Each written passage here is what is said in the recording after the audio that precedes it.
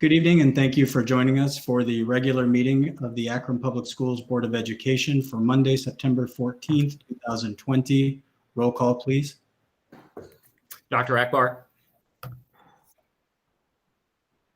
Here. Mr. Alexander. Present. Ms. Autry. Here. Mr. Bravo. Here. Dr. Hall. Aye. Mrs. Mansfield. Here. Mrs. McKittrick. Here. Thank you. And if everyone could please mute your microphones and join me in the Pledge of Allegiance. I pledge allegiance to the flag of the United States of America and to the republic for which it stands, one nation, under God, indivisible, with liberty and justice for all. Thank you all so much. At this time, I'd like to open it up to our board for community and school reflections. If you'd like to go after the first person gives me the high sign, please line up in the chat and I will make sure to acknowledge you. Dr. Hall, were you raising your hand? Okay. Not yet. I saw Ms. McKittrick in the queue first, so I'll wait until after she's done. Okay, thank you. Ms. McKittrick and then Dr. Hall. Thank you, Mr. President. Good evening, everyone. Very simply, I'd like to extend my condolences to the family of Glenda Roden, who died last week. She was with APS for 9 years. She was a child nutrition helper. So our condolences to her family. Thank you. Thank you so much, Ms. McKittrick. Dr. Hall. Yeah, thanks, Mr. President. So I just wanted to say thank you to those in the community that may be watching or with us tonight for all of your time. I know I've had some lengthy conversations with a number of parents in our community the last several weeks. And again, just want to thank you for taking the time to talk to me. I know that you've got a lot on your plates, and I appreciate the time that you've taken to engage me. I am the better for it. I'm the wiser for it. And so I just want to thank you again for your time and look forward to working with you as we move forward. That's all I've got, Mr. President. Thank you. Thank you, Ms. Mansfield. Hi, there was something that I neglected to mention at the last meeting that I just wanted to point out. I had the great honor of meeting with the Sage Company. Thanks to Joshua Allen in Student Services reaching out. They donated 150 backpacks to the district. I believe it was specific to Mickey Bright. Oh gosh, I hope that's right. No, that's wrong. David Hill? Oh my gosh, I can't remember now. It was in my head and now it flew out. But it was specific to the school. And one of the reasons they collected for that company collected for the backpacks is that one of their staff members who had never forgotten where she came from and she wanted to donate back to her school. So they gave 150 backpacks. I believe those will be used as attendance incentives. And I just wanted to thank them. They were lovely. You know, there's so little of the thanking that we get to do in person these days. With COVID, and to take the time to be able to take the time masked and very nicely distanced in our interaction. But it was so nice to see. And, you know, if you look at our donations, every board meeting, the kindness of the Akron community doesn't go unnoticed by this board. So I just wanted to thank them personally. I meant to do it at last meeting and it was just so crazy. So thank you. Thank you. I was trying to look real quick too. I didn't find it in time. Anyone else would like to share some community or school reflections from the board? Ms. Autry?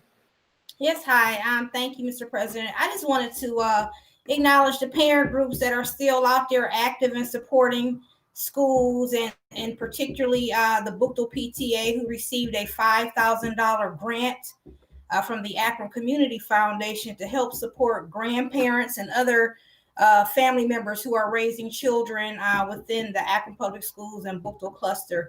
And they'll be supporting those families with gift cards to Walmart. So just a thank you to the Akron Community Foundation and the Bookville PTA board, who continues to chug along and support our students during this pandemic.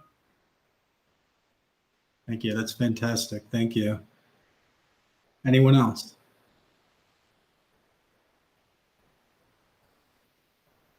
All right, hearing and seeing none, we'll move on to the next portion of our agenda. Thank you so much for sharing. We do have several requests to address the board this evening. We have at least 4 groups of folks with us that would like to address the board. And as I was explaining to each of them earlier, first of all, I'd like to echo Dr. Hall's sentiment. Thank you so much for reaching out, for sharing your questions and your concerns. We appreciate you being part of this board meeting, and we're happy to hear from you tonight. As is typical with our board meetings, our policy is not to respond while we're in the meeting. So we just want to hear from you. We're going to listen. We will follow up if necessary with you individually. If you're going to mention any specific students or staff by name, we ask that you make a request to do that in executive session, and we'd be happy to try and accommodate you for that. We want to protect our students and our staff. You have 3 minutes to address the board, and Mr. Pendleton, our CFO, is going to help keep the time, and he'll let you know when you have about 1 minute left. Sorry for interruptions during that. So he'll help us keep time. And again, thank you so much for being here. So at this time, we have, we'll start in order here. We have Mr. Max Thomas and Ms. Holly Christensen. Thank you for joining us, and your time will begin whenever you are ready to start. Thank you, President Bravo, members of the board, Superintendent James, Ms. Brady, and everyone else who is in attendance. I think there are several parents who are here to speak on the same issues that Holly and I are, which have to do with special education. I'm going to try to confine my remarks to 2 points. First, some of the ways that the district its current remote learning model is failing to meet its legal requirements to students on IEPs. And I'm not going to mention any specific students on this. I'd like to address this to all students in the district. And secondly, on the positive note, this is the time for innovation, and I want to urge the board to consider innovative solutions to this problem. We don't want to mire down in conflict. We want to make this work for everyone, including these students. Simply put, for students with special educational needs, remote learning is a catastrophe for most of them. It's not ideal for neurotypical students or students who are older and able to access the curriculum on their Chromebooks, but it doesn't work for students who, among other things, require paraprofessional support one-on-one in order to access the lessons. And yet now they're being able to do this at home without trained assistance and in a situation where there are many distractions, more than there would be in the classroom.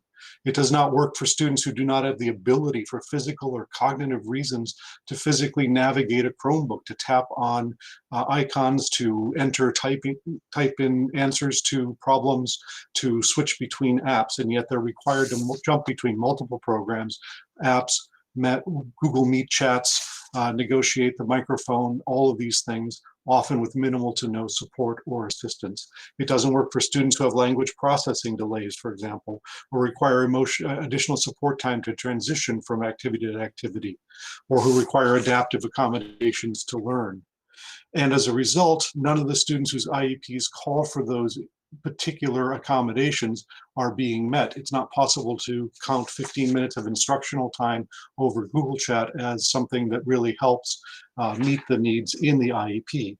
So who does it fall on? The parents. We ourselves have erected a tent. We've hired an educational consultant to try to help, but that's only a couple hours a week, and we're doing this outdoors. This is something the district can do. In 1918, when the flu pandemic hit, hundreds of districts had outdoor all-day classrooms with paraprofessional support and teachers, and students did not get sick. We need to be innovative. There's lots of space. Thank you. There's lots of space available at the district schools themselves. The CLCs have indoor and outdoor space. Tents could be put up. We could tap into the resources of volunteers, community agencies, other alliances with other community providers, both public and private, in order to staff this.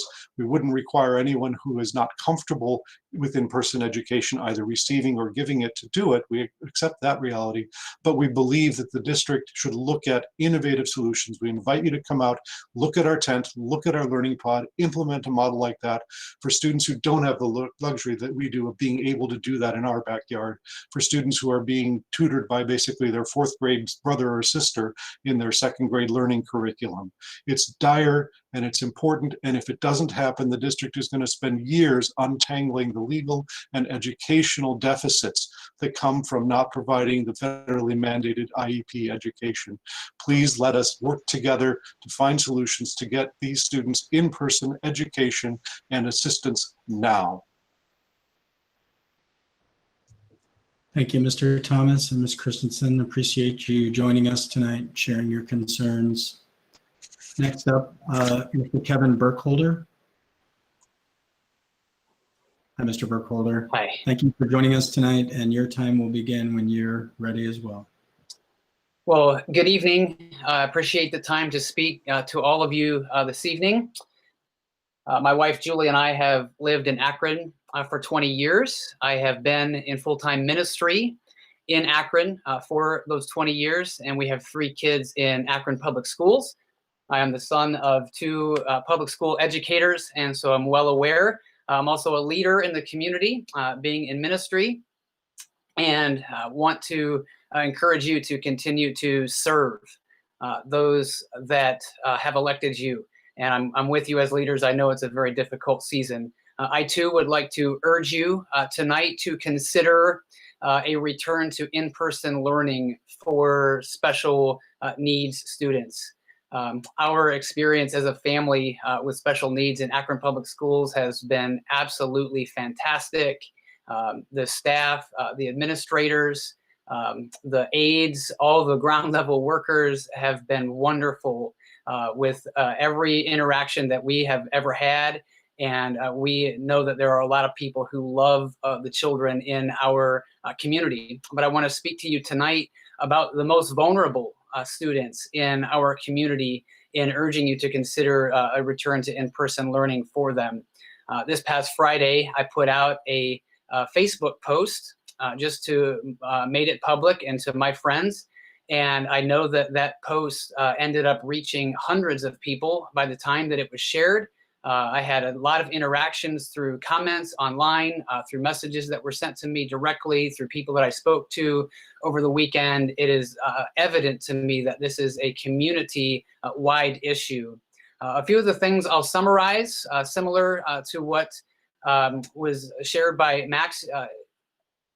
I just want to share a couple of categories of responses. One of those is the overwhelming situation with the technology. Students are not adapting well to it, and at times can even lead to violent reactions from some students who just can't sit there and engage in the technology. If you've ever been to a special needs classroom, you'll know they're set up in ways that help the students know what to expect. And inconsistent schedules can be very, very difficult for the students to adapt to in online learning. Short attention spans, as was mentioned, many rely on one-to-one aides, and families, multiple families that spoke with me are paying for some of this out of their pocket. And of course, some of this can lead to behavioral issues in the home and in the family as well. So please, would you consider the innovation, the quality staff that you have? We have no doubt they're capable of pulling off a return to in-person learning. Thank you. Thank you, Mr. Burkholder. Appreciate you joining us as well. Next up is Ms. Tammy McCloskey. Ms. McCloskey, welcome. Thanks for joining us. Thank you for Your having time begins whenever you're ready.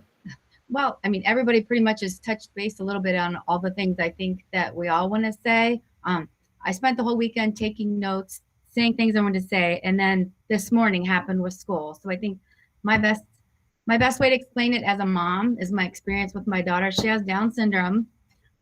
She has severe ADHD. She has, speech issues and, many other disabilities. So each time that we try to get on the computer, like today, she can pay attention for a few minutes and then she's up and off into the other room, and I'm chasing her, trying to coax her back to the computer. And there were times that I couldn't get her back to the computer because everything is off. She sees a TV. She wants to watch TV because she's at home. And then I get her back for a few minutes. I can get her to focus. And then she's, she just can't sit in front of a computer and learn. I mean, it was chasing, it was she finally just had a meltdown and she was just done. She did not get anything out of what she was supposed to be learning. because she can't sit there and just look at faces. She wants to say hi to everybody, you know, and it's just not her. It's not a realistic way for her to learn. And so I feel like, you know, she's not getting an education right now whatsoever. And I'm here to find out what my options are, or when we can find out if I can help find a solution as a parent, you know, with any type of committee or something like that. But it's a very serious thing that we have to, I believe, take care of right away. And I know other things have opened up in the public schools, that kids are now allowed to be around each other, you know, sports, and, you know, and that's fine. But now I feel like that has been, we're not a priority. The kids with special needs are not a priority. And you know, they need to be a priority. You know, these kids, the longer this goes on, the farther they're going to be delayed. Now, my daughter was doing so well before the COVID, you know, and that is out of everybody's control. And then it was summer break. So here we are. And, you know, I feel like we're going to have to start all over again where she was, because she was doing so well. And she's just going to get, you know, pushed to the wayside. Like, it's not important that she's not getting an education, because there's too many other things more important. And I think these kids they're important. They need to be a priority. I'm left. I usually talk a lot. I was trying not to talk so much. 1 minute left. Thank you. Okay. Well, let me see.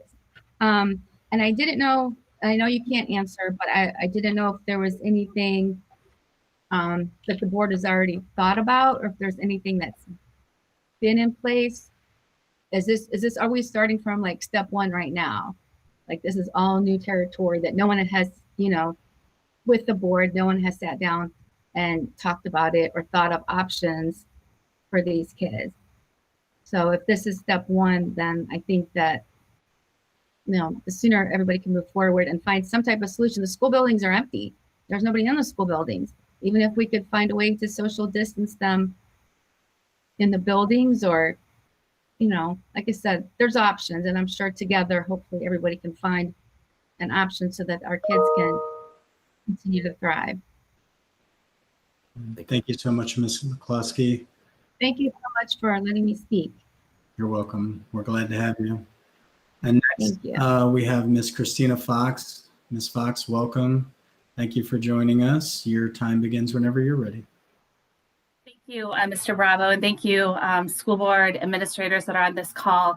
I am very glad to have this opportunity to speak to you from my heart. My husband and I are proud parents of a special needs high schooler. We've been in the APS system from day one. We understood and we supported the school shutdown. We fully realized why it was important, and we were appreciative that we were able to keep staff and students as safe as possible. So earlier this summer, when we heard about the hybrid plan that Akron was considering and returning students back to school, we were particularly grateful and relieved, because it included special needs kids perhaps coming back to school 5 days a week. And I'm not going to call out my age or anything, but I've been doing this for a little while with our daughter.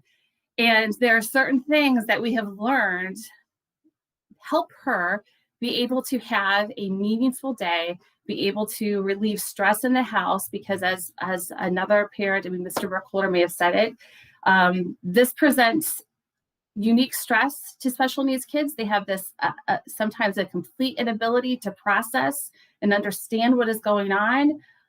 The school day provides a consistency of schedule. We have excellent teachers. The paraprofessionals that we have had over the years have been out of this world. We don't have access to that. No matter what I do, I'm still mom. So I'm still the mom that makes you brush your teeth. And now all of a sudden I want you to participate in OT. Mom, my degree wasn't in that. I'm doing my best, but I cannot offer her the visual cues, the speech cues, the physical cues to get my daughter to respond, that the paraprofessionals, that the therapists that she has, that they have developed with her. So she's missing out on therapy. We're trying, but she is falling so far behind in where she was when we left school in March. The ability to contextualize. She loves hearing her teacher get on that screen every morning and say, "Hi, Katie," say hi to her. Specifically, my daughter's face lights up, but very quickly she realizes this is not my normal school. My friends are not here. I cannot relate to this. I'm not going to, when they hold up the thing and they're trying to do the lessons by holding the paper in front of the screen, she can't process that. So all of these are things that are really, our kids are regressing, and we don't have any options. When you are a special needs parent, you are an island unto yourself. You really are, and people don't realize it until you're on this side of it. You have fewer chances for those children to socialize, fewer opportunities for them to get any other. There's sometimes there's no extracurriculars, so there's nothing else we can do. So school is such an important part of their life. It's an important part of their day. So it brings stress to them, it brings stress to their family. And I really implore the school board to consider allowing our kids to come back to school. Thank you.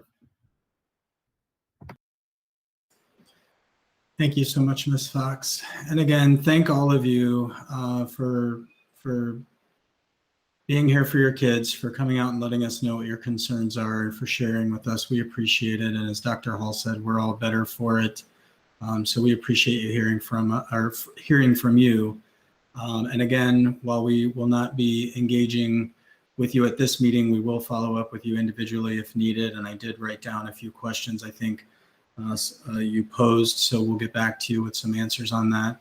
But again, thank you for joining us this evening. We appreciate it. All right, at this time, we are going to move on to the next item on our agenda. Under communications, item 3.1, there is a resolution in front of the board this evening to consider supporting the Akron Zoo levy. And so at this time, I would like to turn it over to Mr. Piakash. Good evening, Doug. Welcome. Thank you for joining us. It's good to see you. Same here, my pleasure, and thank you for giving me the time tonight. With your permission, I'm going to click present now just so that I can share a PowerPoint with you. Okay.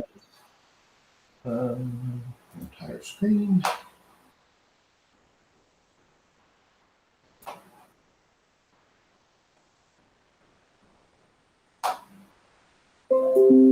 So please let me know if you can see my screen at this point. We can see that if you. Okay. There you go. Wonderful. So first of all, let me start out with a question that has come up very recently as to why we're on the ballot now this year in the middle of a pandemic. Just to address that directly, the zoo's existing levy is a 7-year levy. Every 7 years, we have to be back on the ballot, and it's an all or nothing vote. So the last time the zoo was on the ballot was in 2013, 7 years ago. So the next time for us to be on the ballot to have this levy considered would be November of this year. And that legislation was approved by Summit County Council in December of 2019, long before we knew there would be a pandemic. So I just wanted to address that up front because there have been some questions about why now. The reason now is important is because it happens to fall at the end of the 7-year cycle. So with that being said, I'm going to run us through this PowerPoint. First of all, our mission is to connect your life to wildlife while inspiring lifelong learning and conservation action. We refer to that as our mission triangle. Those are the 3 things that everything that the Akron Zoo does has to touch on, or we simply don't do it. If we can't connect your life, we can't inspire lifelong learning, and we can't create conservation action, then we would look for another means to accomplish something. We do know that the zoo enhances our community, enhances our educational landscape, and enhances the conservation landscape, both where we live here today and in connecting residents of Summit County and this region to serious conservation success stories around the world. In fact, that's one of the things that makes science and STEM learning with the Akron Zoo so unique and inspirational, because the students have the ability to get real-time information from conservation success stories, such as Pride of Africa, the new habitat that opened last year, and Rebuilding the Pride in the South Rift Valley of Kenya, the most successful African lion conservation program across continental Africa. These types of connections go to the authenticity of our programs. So the next slide talks a little bit about where we've been. Since 2011, the zoo's overall engagement on site has grown from a little over 320,000 people to now pretty regularly over 400,000 people, with a peak of 417,000 folks on site in 2017, and last year 402,000 joined us, along with the opening of Pride of Africa. Since the time that the Akron Zoo was first publicly supported in 2001, our attendance has grown from just over 100,000 people visiting this informal science learning center to now over 400,000. So it's almost quadrupled. During that period of time, we've also seen the percentage of use in the park being about 40% from within Summit County, 60% from surrounding counties and states. And this actually underlines some of the economic impact that the zoo also provides on top of the impact of the educational landscape. That economic impact for the Akron Zoo, located here in the heart of Summit County, is that for every dollar of public investment the zoo has received since 2011, the Akron Zoo has yielded nearly $8 in economic activity back out to Summit County to support other jobs and to support other economic development. So that's a total of $66 million invested over that time and over $500 million returned. In fact, the state of the zoo, which I recently gave, pushes that number to almost 600 million. Now, we are where kids and adults, I might add, love to learn, because as I said before, the zoo was actually built as an informal science learning center that last year alone actually served over 91,000 individuals with our professional education programming through our education department here on site and where they traveled out to schools and civic groups. For Akron Public Schools, that specifically translated into these few examples that I'm giving you here on the slide. Last year alone, we reached with science and STEM programs every kindergartner in Akron Public Schools, every first grader, every second grader, and every fifth grader. We reached over 3,500 students with multiple touch points through the year. And out of that 3,500 students, our development office and our education office worked with Akron Public School personnel and reached out to local community partners so that we could deliver 3,342 students free STEM and science education programming in 2019 alone. That partnership, as it is an incredible one that we expect to see grow with time, but again, can only happen by a meeting of the minds as a whole.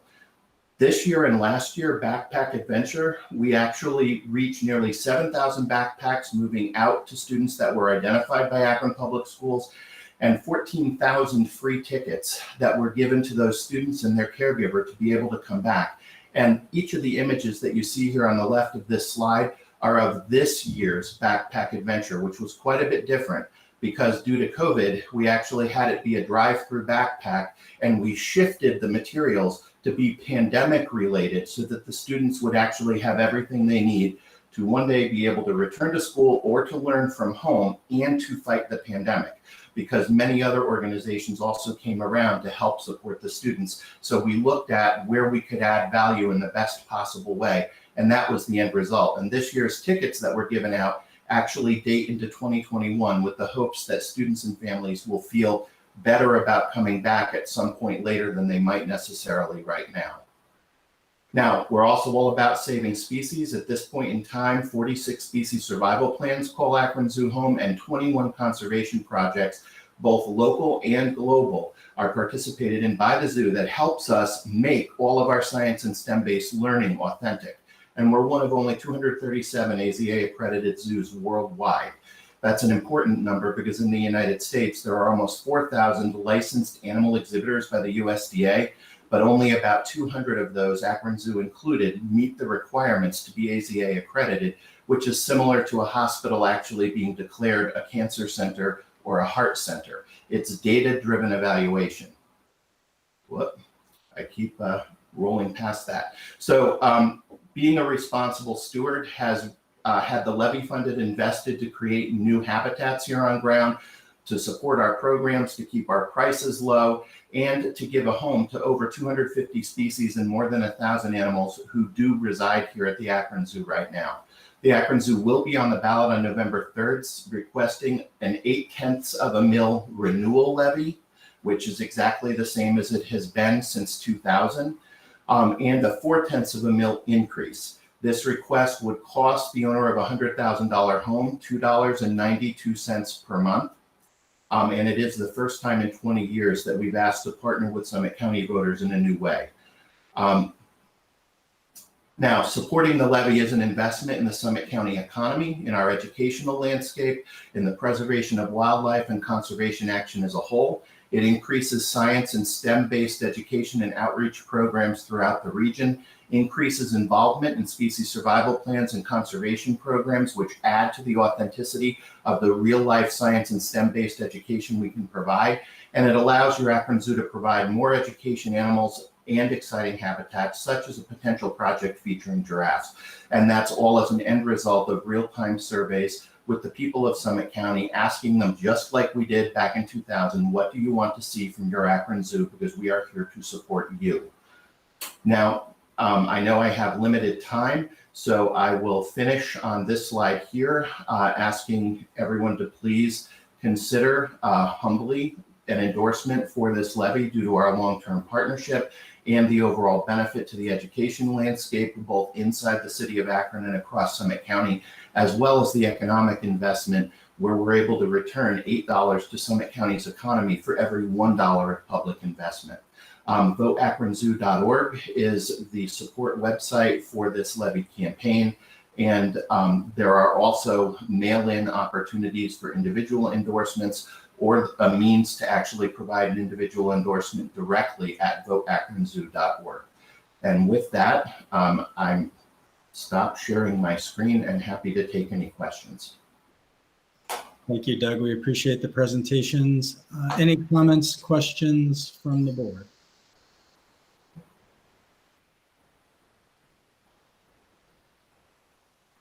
Patrick, I'll go ahead and weigh in just real quick. Sorry, I couldn't chat or unmute. I could either chat or unmute. I couldn't do both there for a second.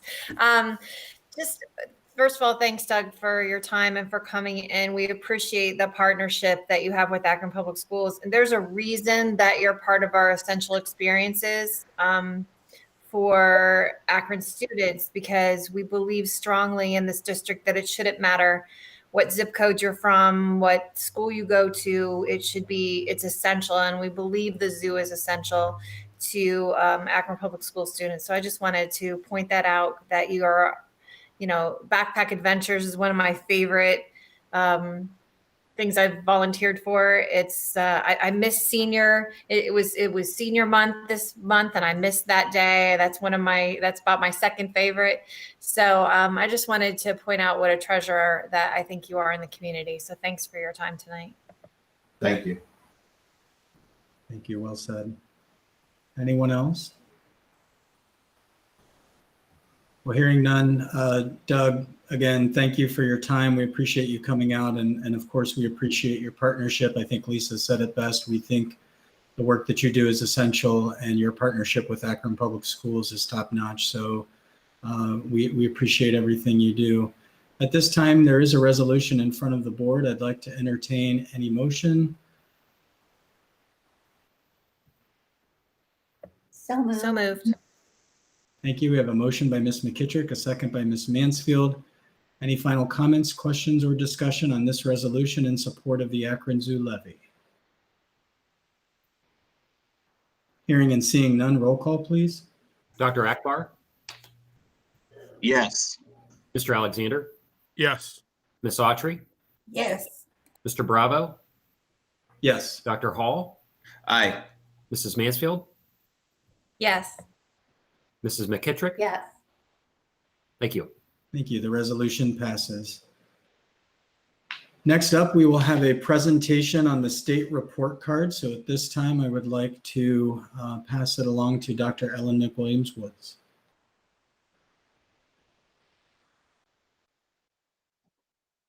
Hello, everyone. It's great to be here tonight to summarize what will be an interesting accountability report tonight.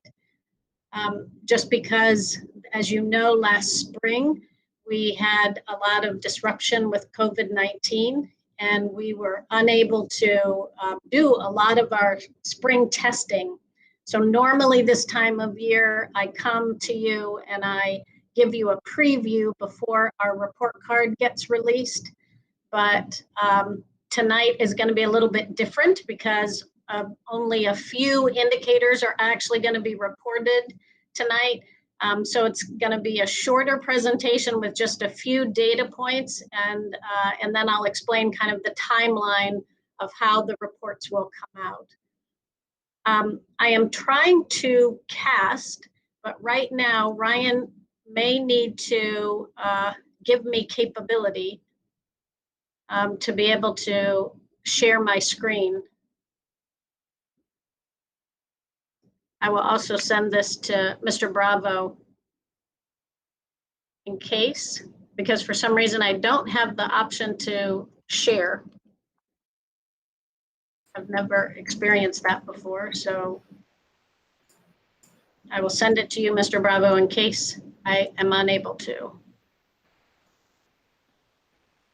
I got it, and I'm pulling it up now.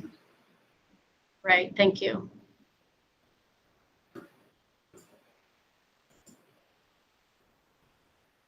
So there are, obviously the state report card is one component to a lot of what we do in our accountability structure in the Akron Public Schools. Typically the report card captures, the vast majority captures state testing with a few other indicators.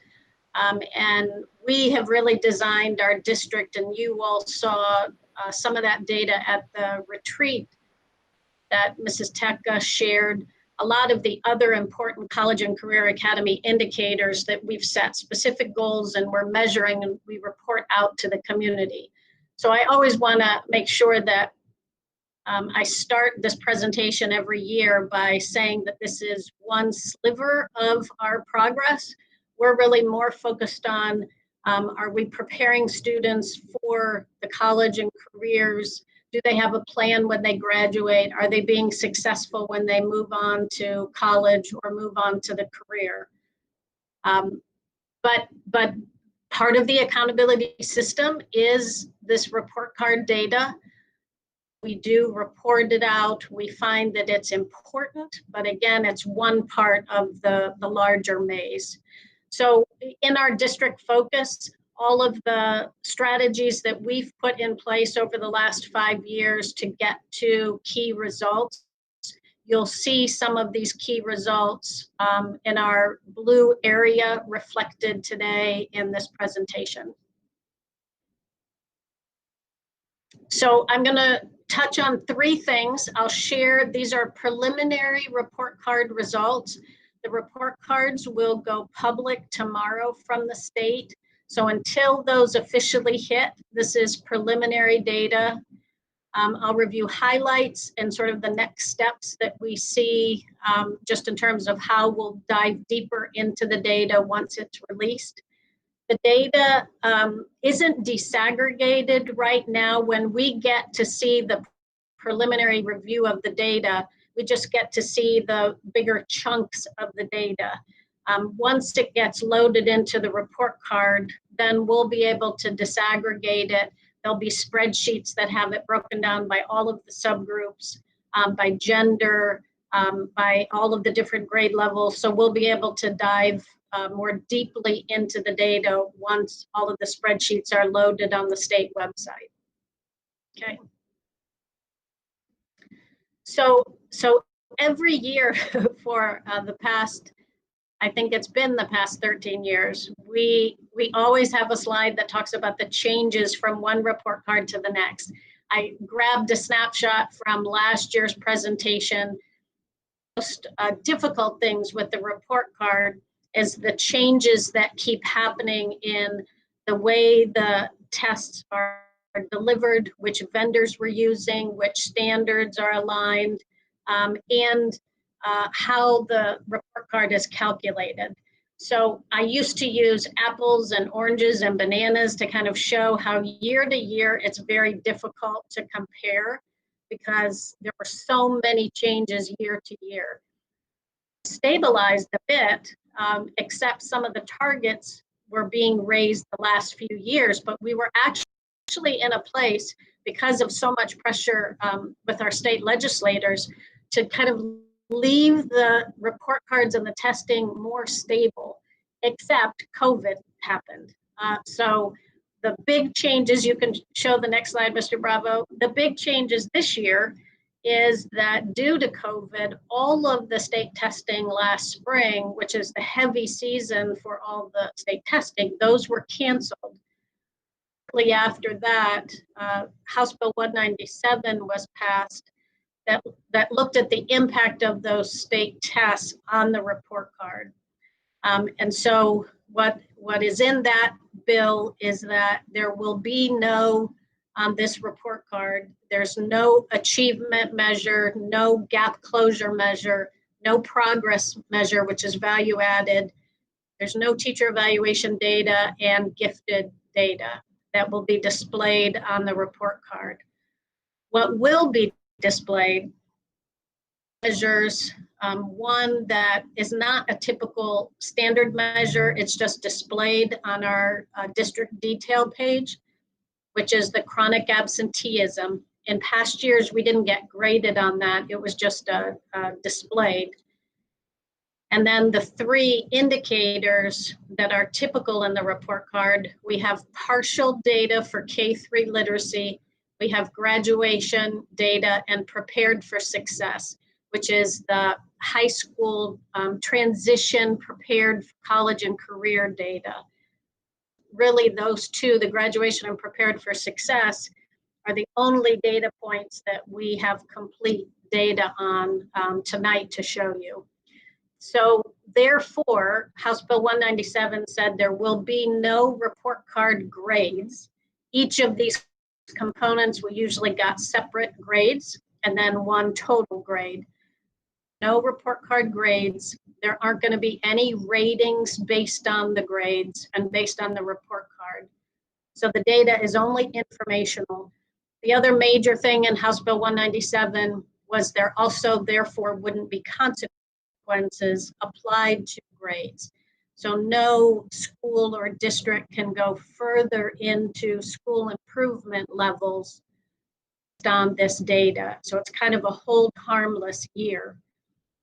I do want to let you know that based on that House Bill 197, there's also a current bill that I'll talk about at the end that they're looking at doing something similar for this year as well, for next year's report card and for state testing this year because of the similar circumstances of how districts will be able to fully test and administer kind of equitably across the state. So here's the six typical components that would normally be reflected in our report card. Only 3 are going to be present this year, as I said. So no achievement, no progress, no gap closing, and then just partial for K-3 and graduation and prepared for success. So underneath those 6 indicators are detailed measures. So down on the left-hand side of this chart, you can see the achievement component and progress and gap closing. In the middle is kind of the more detailed data points that come out of that. And you can see the red reflects that that data just didn't exist in the state. And then the orange is where it's partial and the green is where it's present. On the state website, what they've decided is that some of the data will be available in a download type format. It may not show up on the report card, but there will be downloadable data. And this whole chart is on the ODE website as well.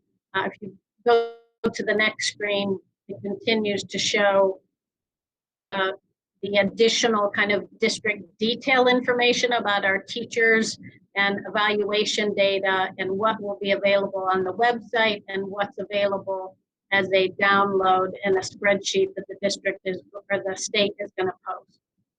And then the next slide shows the career technical planning districts. Our career tech data is also reflected on a separate report card. That is also to be released tomorrow, but we don't have the preliminary data that wasn't released to us separately. So when we see the data tomorrow, we'll be able to analyze that better. I'll also be able to see what everybody else's results look like across the state. Okay. So 4 data points we're going to talk about. So the chronic absenteeism, which is the percentage of students who are absent more than 10%. The state target is 13.6%. We saw significant improvement from really the 2018-19. The baseline year was 2017-18.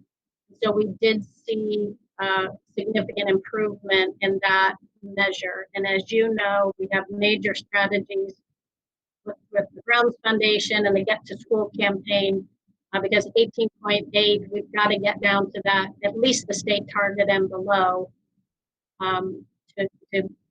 to focus all of our energies on students being engaged and present in their learning. Next slide. Our graduation rate, there are 2 rates that we get on the report card. There's a 4-year graduation rate and then a 5-year graduation rate. So if a student doesn't graduate in in 4 years, they still look at whether we continue to work with them to graduate within that next year. And we really pride ourselves on how we don't even stop after that next year. I mean, we continue in our Akron Alternative Academy to continue to work with students all the way up through their 22 years of age, to continue to work with students to graduate. So we saw increase again this year in our graduation rate for our 4-year. It's important to note that the graduation rate is always a year behind. So this data is for 80.2% of our students graduated. That's for the class of 2019. So that's a year behind. It's reported now. But the reason why it's a year behind is that we get to count our summer graduates in that graduation rate. So it's always delayed. There's not enough time to finish out that summer graduation before the report cards come out. And then the 5-year rate is the class of 2018, because it took an additional year to graduate, and it's a year behind. And that bumped up to 83.8%. On the next slide, you'll see sort of our history of graduation rates. And you can see back in 2015 is when we were at 83.8, which is actually where we have returned this year. We were at, for our 5-year rate, we were at 83.8, and then you see this big drop the next year. Same thing with our 4-year rate in 2014, this big drop. That's what was happening during that time. Was the new Common Core standards that came in, and all of the new state testing. Everyone in the state took about a 20-point drop in student achievement, and graduation rates took a hit because the new state test and the new Common Core standards back then, we've now shifted away from Common Core standards, but back then they were much more rigorous, and it caused a drop in the graduation rate. But you can see through the blue line is the 4-year rate that we have steadily recovered since then, is the 5-year rate that we've actually now returned back to that kind of pre-new state testing and new standards. Okay. I did show you, just because this is a year behind, we were able to, I was able to show you the high school by high school graduation rate. If it's coded green, that means it increased. This is sorted by 5-year rate because we value the 4-year rate, but we're very proud of the 5-year rate because it shows the tenacity of our students and our staff to continue to work with students, even if they don't make it in that 4 years. A lot of that is added, some summer intensive, and then kind of individualizing support students the next year. everybody kind of took that nice steady increase except for North and Firestone with their 5-year rate, which was a small drop for both North and Firestone. But otherwise, we've had a nice steady increase in our graduation rate across all of our high schools. The next measure, this is the third measure, is our K-3 literacy. And this is a partial measure.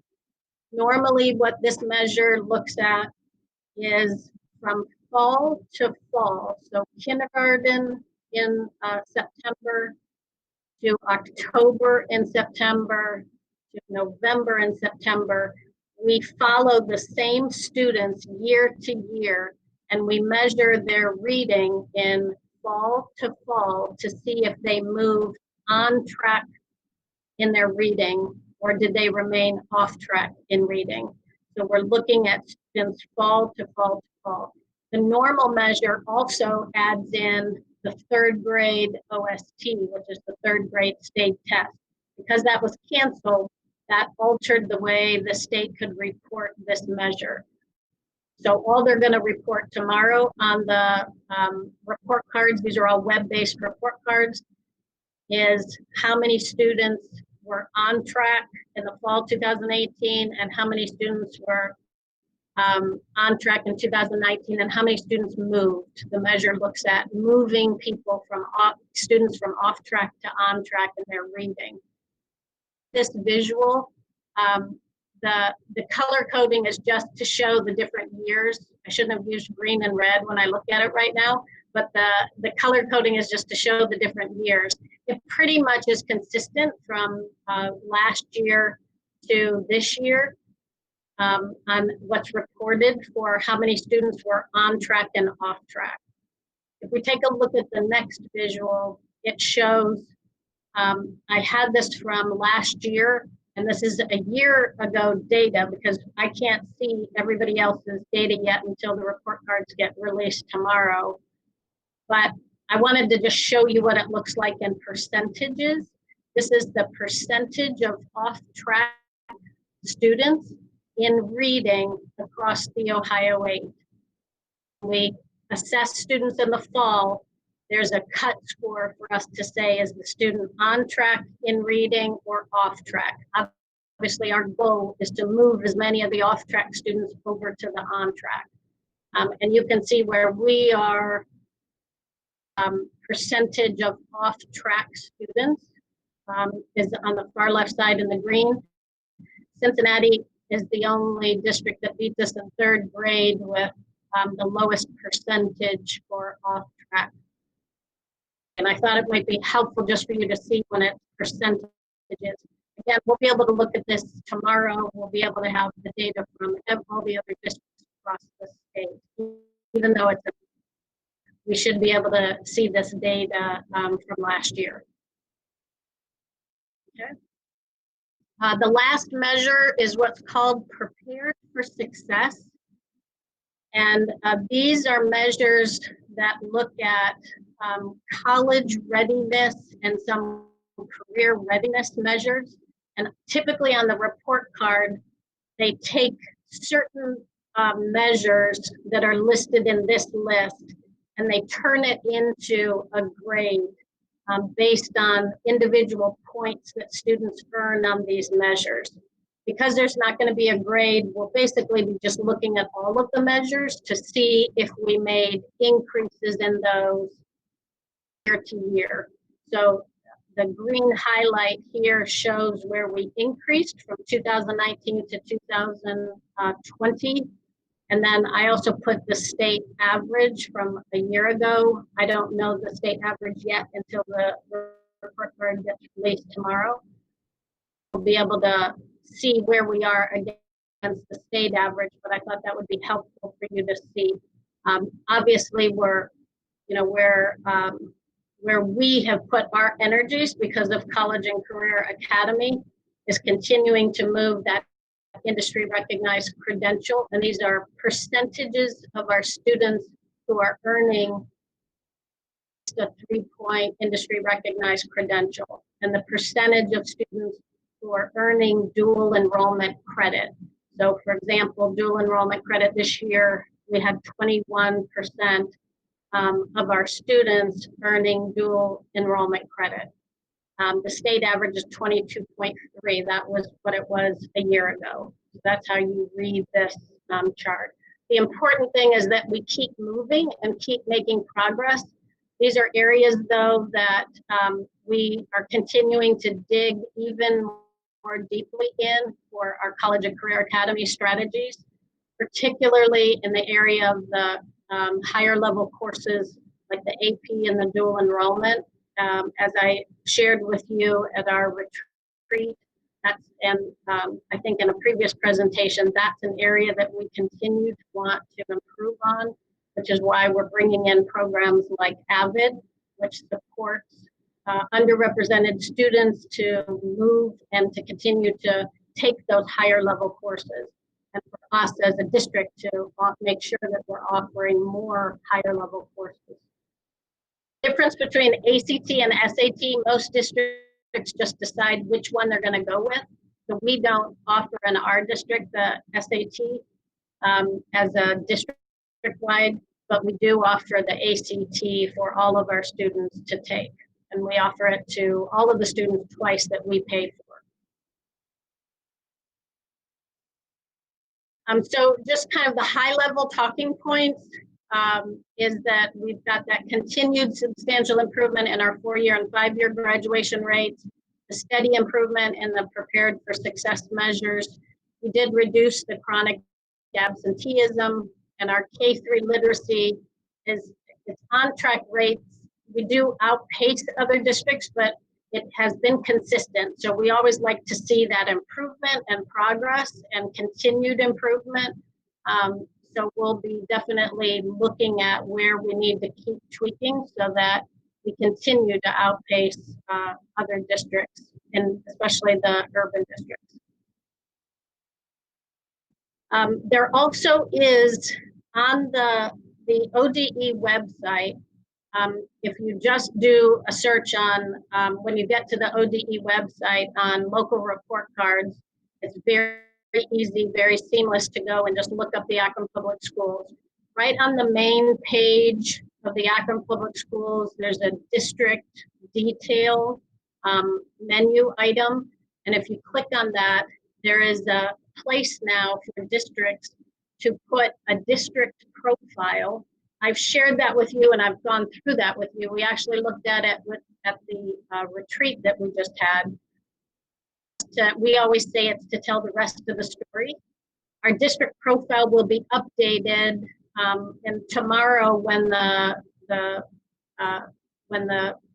report card gets posted live by ODE, our district profile link will be updated so that some of the new data that tells the rest of the story for the Akron Public Schools will be available for anyone who wants to see just beyond more of the state testing results. So the next steps, here's the sequence of what happens tomorrow. Early in the morning, the statewide spreadsheets are sent to all the superintendents.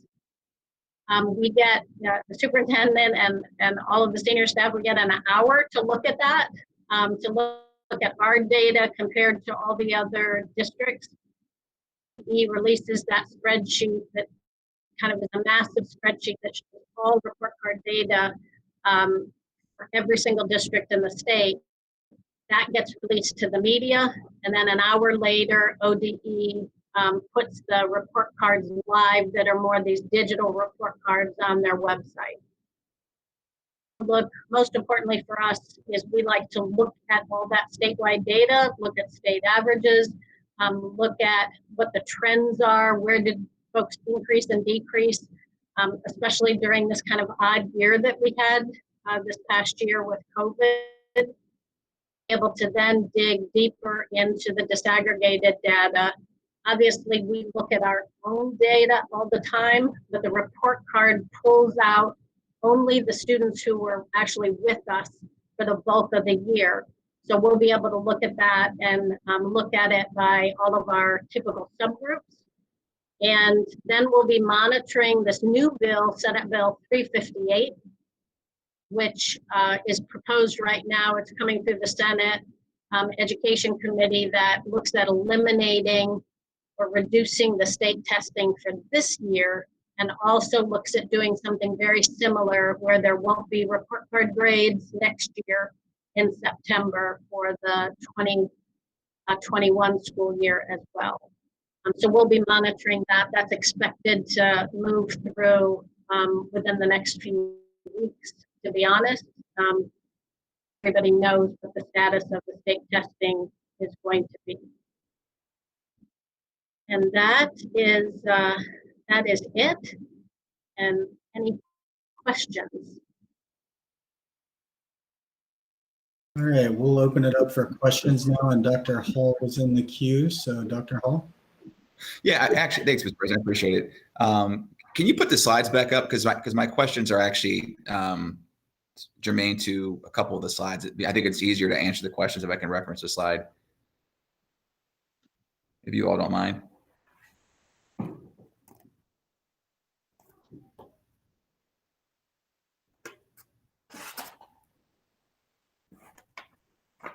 And do you know which slide you wanted me to go to? I do. Yeah, can you start with the absenteeism slide, please? There, I think there are 3 slides. It's the absenteeism slide is the first one. Yeah, that one right there. So first off, thank you for the presentation. I appreciate it. It was very informative, Dr. McWilliams-Woods. So the question I had on this slide was just a clarifying question. So that was a percentage of students that missed 10 days or more in a year. Is that right? They're absent more than 10% of the school year. 10% of the school year. Thank you. Yeah. And then so you want that number to go down, obviously. Roger that. Yeah, thank you. I appreciate it. And then so you mentioned the state target is 13.6%. I'm just curious. Do you know, where does that number come from? I mean, is that really a state average, or or state target the right word? I mean, it's the state target. Where are they getting that target number from? Is that like what benchmark? Where are they pulling that from? Yeah, I will have to get that and send it to you to make sure, unless Dan Rambler or Carla can hop on, because they deal with the absenteeism more than I do. But typically, all of the targets are based on 9 times out of 10, they're based on state. They look at the trends across the state for all the districts, and they either pick an average, or they sometimes, depending on where they are in the progress, usually every couple years, 2 to 3 years, they move the target to try to move everybody to start to decrease that number. But I can look that up and send that to you. Thank you. I appreciate it. And the reason why I asked that question is because, is because when you said that target, I'm like, well, gosh, like, so they're not putting us in cohorts. We're being compared to a rural district in Athens. We're being compared to a suburban district outside of Columbus. Is that right? That's correct. Okay. All right. So that doesn't make any sense to me. It's just me editorializing.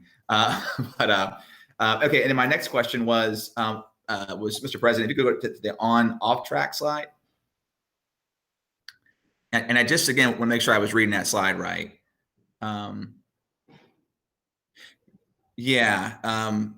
I think that was a slide. Okay. So if I'm reading this right, then, so if I look at sort of, let's go to the off track side of it. So I'm saying, all right, so in 2018, I had 320 first graders that were off track. Now those first graders become second graders in fall of 2019, right? Am I reading that right? Yes. Okay. So when we go from 320 to 502 off track, can you comment on sort of why like what's happening between first and second grade and between second and third grades, or why there's a consistent sort of increase in the number of off track students? Yeah, Mr. Bravo, if you actually go to the next slide, it's even more kind of visible here. When you look at our percentages of off track, you can see that from kindergarten to first, from first to second, and from second to third, it actually increases right year to year, which that that is a concern for us. There are some factors as to why that is true.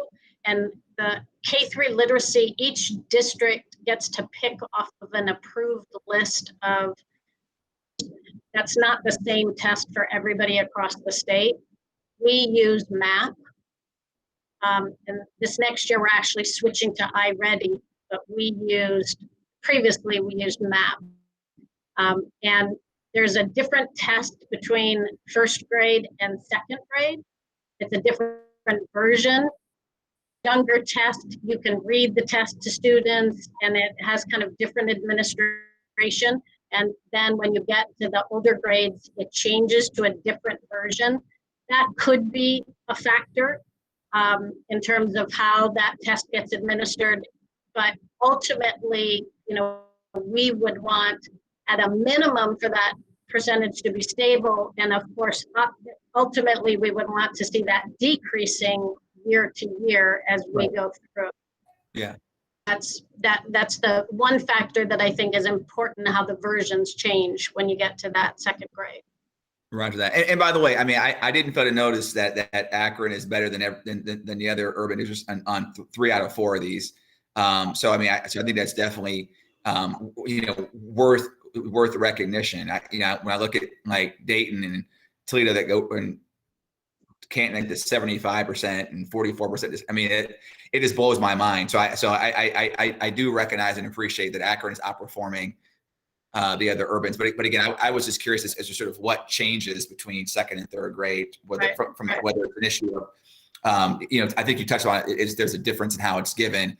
Are there, and I'm sure the answer is probably yes to this already, but can you speak to sort of, what kind of countermeasures are in place, or that we're going to put it, or that we're talking about putting in place to sort of help to your earlier point, sort of help to shrink that gap and maybe start to reduce it as we go from year to year?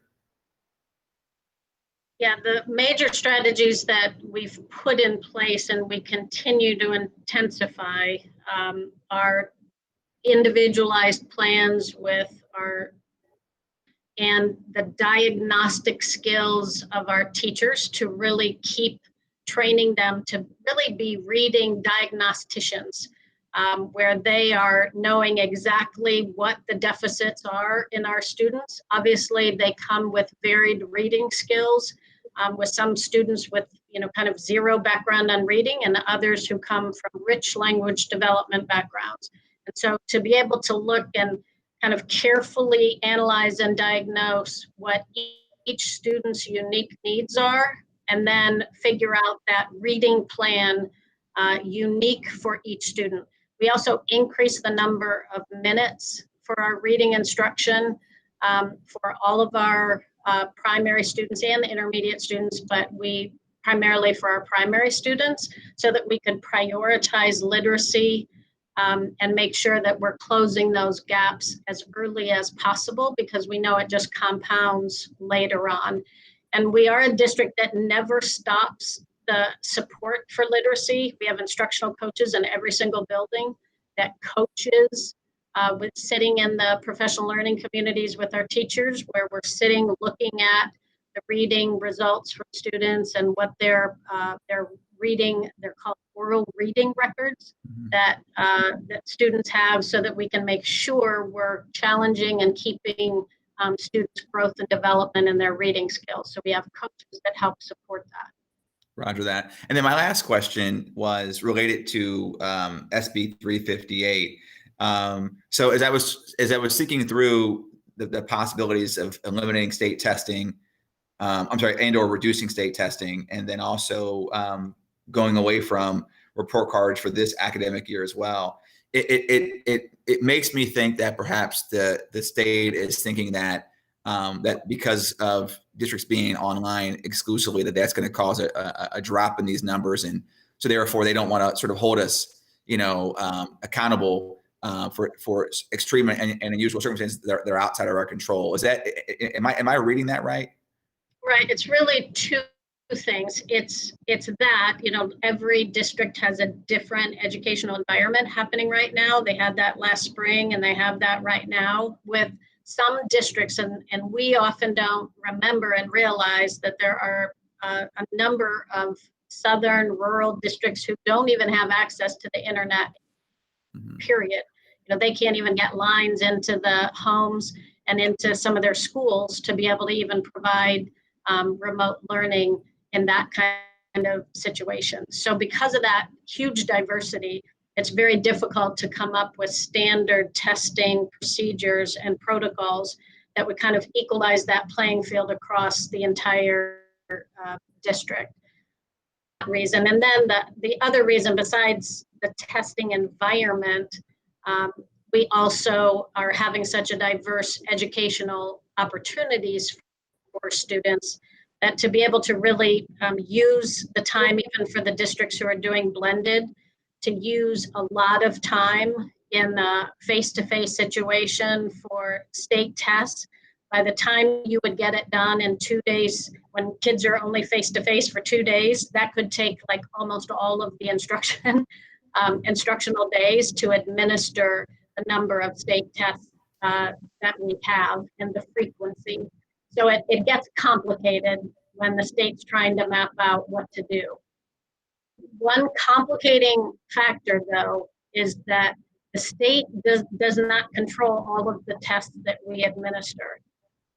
Most of them are mandated by the U.S. Department of Education. So the Senate bill actually has language that says Ohio will request a waiver from the U.S. Department of Ed on the federally required tests. Our Secretary of Education in Washington has said publicly that she is not inclined to cancel any state testing or the state testing requirements and may not grant any of the waivers. So it may turn out that Ohio passes the Senate bill to be able to relax the testing, but they request a waiver from the U.S. Department of Ed and it's denied, and we may end up having to give some of the tests. So that's why we'll have to watch. Sort of phase one will happen first, where our own state legislators will pass the legislation, and then we'll have to wait to see what the U.S. Department of Education does. Roger that. Thank you. I appreciate it. Thank you. Sure. Thank you. Any other comments or questions?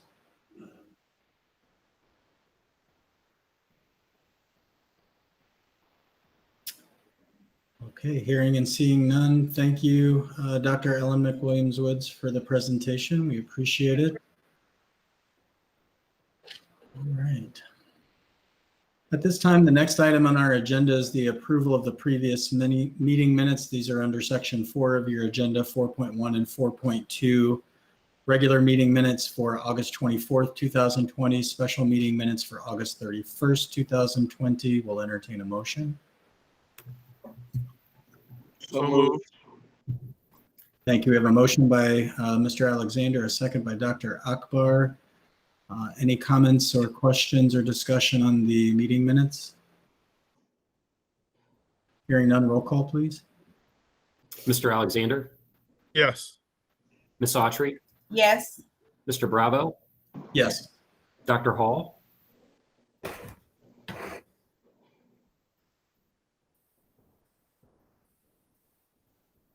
I see video there, but no comment. Here, let's see. Okay. There we go. I think Sorry. he's saying aye. Thank you. I was trying to say I. Is it like I? Is it the sign language for I? So I'm sorry, my mute button was stuck on it, and it wasn't even appearing for me to turn it off. So sorry. We got that. you. But yeah, I was trying to sign it to like I. Like is that I or is that J? I got to get my sign language is a little rusty. So Mrs. Mansfield. Yes. all right, thank you. Mrs. McKittrick, Yes. Dr. Akbar. Aye. Thank you. Good, thank you. Superintendent's recommendations. Yes, Mr. President, I wish to recommend approval of the personnel recommendations presented in categories 5 through 16. And again, thank you, Mrs. McKittrick, for outlining the death of Glenda Roden, child nutrition employee who passed away on September 8th. Thank you. We'll take a motion. So moved. Thank Second. you. A motion by Mr. Alexander, a second by Ms. Autry. Any comments, questions, or discussion on the personnel agenda items? Hearing none, roll call, please. Ms. Autry, Yes. Mr. Bravo, Yes.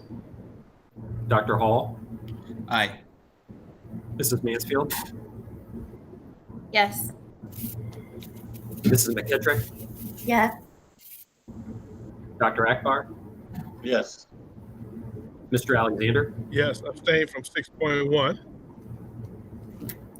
Thank you. Great, thank you so much. Next, Mr. President, I wish to recommend approval of the resolutions and motions presented in category 21. So moved. Second. Thank you. A motion by Ms. McKittrick, a second by Mr. Alexander. Any comments, questions, or discussion on the consent agenda items? I just want to say thank you to the Orr Family Foundation for their $30,000 distance learning program grant to us, and also, as always, to the state for the Fresh Fruits and Vegetables program. That's a fantastic program, and I'm glad to know I asked the superintendent earlier if that would still continue as we hand out lunches. And it will. And so we just want to say thank you for those two grants. We'll take roll call, please. Mr. Bravo, Yes. Dr. Hall, Aye. Mrs. Mansfield, Yes. Mrs. McKittrick, Yes. Dr. Akbar, Yes. Mr. Alexander, Yes. Ms. Autry. Yes. Thank you. Thank you. And finally, Mr. President, I wish to recommend approval of the business affairs recommendations presented in category 23. Thank you. So moved. Second. Thank you. We have a motion by Ms. McKittrick, a second by Mr. Alexander. Any comments, questions, or discussion on the business affairs? Of course. Mr. Alexander and then Ms. Autry. Yes, on item 23.21 and 23.22, can we explain the program and how the staff are selected for these two programs?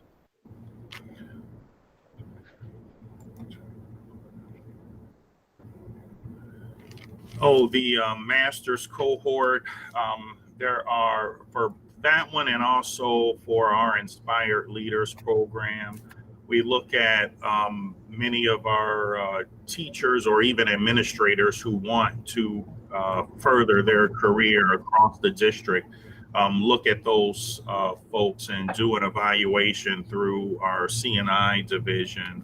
And I'm sure Dr. McWilliams-Woods can add some to that.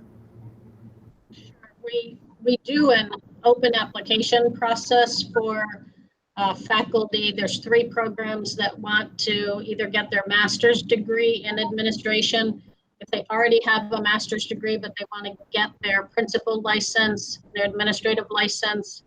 And then the 3rd program is our Aspiring Principals Academy, where you already have an administrative license, and now you just want to go through our whole orientation and training process. So there's an open application process, and folks apply, and then we take a look at it. They have to submit references, and we go out and talk to folks and see kind of the body of work they've done. And then a decision is made in terms of who should go into the various programs. Okay. And in those programs, far as, and I know Dr. Akbar is probably gearing up for this question, but as far as equitable and the equity of those individuals coming in and the backgrounds and as far as people of color as well coming into those, how is that broken down, and how does that look for some of those individuals? Because we talk about looking at diversity with our staff, and I was wondering how many of those and what the numbers are for that. Yeah, we can, right now, we're recruiting and enrolling the students all right now, so we can give you the summary of those programs for this year. I will tell you that the number of applicants from our different diverse groups within the district based on race, based on lesbian, gay, bisexual, based on gender, like all of that broken down, especially gender by grade level, is not, the applicants that we get in are not where we'd like them to be, which is why we have put more emphasis on kind of that mentoring and going out and tapping people to say, maybe you've never thought about administration, but we see that in you. And we really try to encourage and kind of walk people through that application process. So that's where the work is on having people apply and putting their name in for the programs, which has to be more of that one-to-one kind of outreach. Even that would be wonderful for the employee resource groups to take that on, to also help kind of groom that future leaders in the district. Because the whole purpose is to try to grow our own leaders, because we find great success with that over the years. But we can show you the data for this year. Okay, thank you. We should be able to wrap it up within the next few weeks. Thank you, Ms. Autry. Yes, thank you, Mr. President. My question was about items 2310 and 2311, the memorandum of understanding for students in our attendance area. I guess we pay for the Title I services for them to go somewhere else. My question is just one out of curiosity. Do we know approximately how many students that covers? Yeah, Mrs. Autry, so far it's approximately 16 students who are attending the parochial schools in those districts. Thank you. You're welcome. Great. Any other questions on business affairs items? All right, hearing none, roll call, please.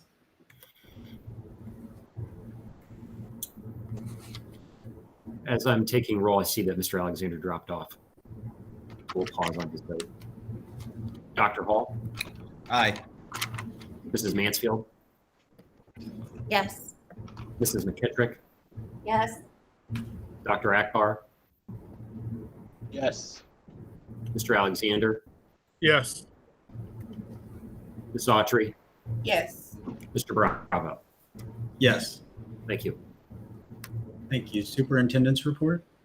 Yes, a couple of things. Last week, we recognized 2 of our APS students for their accomplishments in attendance as part of our Stay in the Game initiative.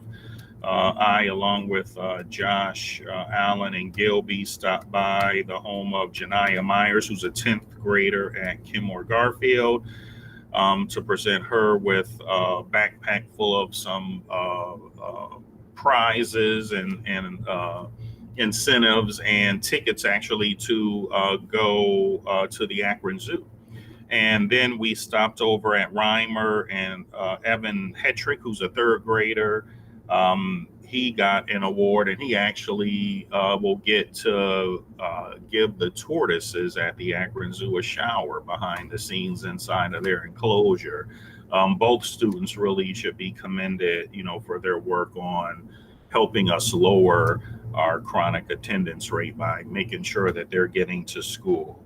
The other thing is, as of today, of course, all of our grades are present and reporting for classes. We will give a full report on various data points on a weekly basis. So we'll do that next Monday. I'll send out a report on how we're doing.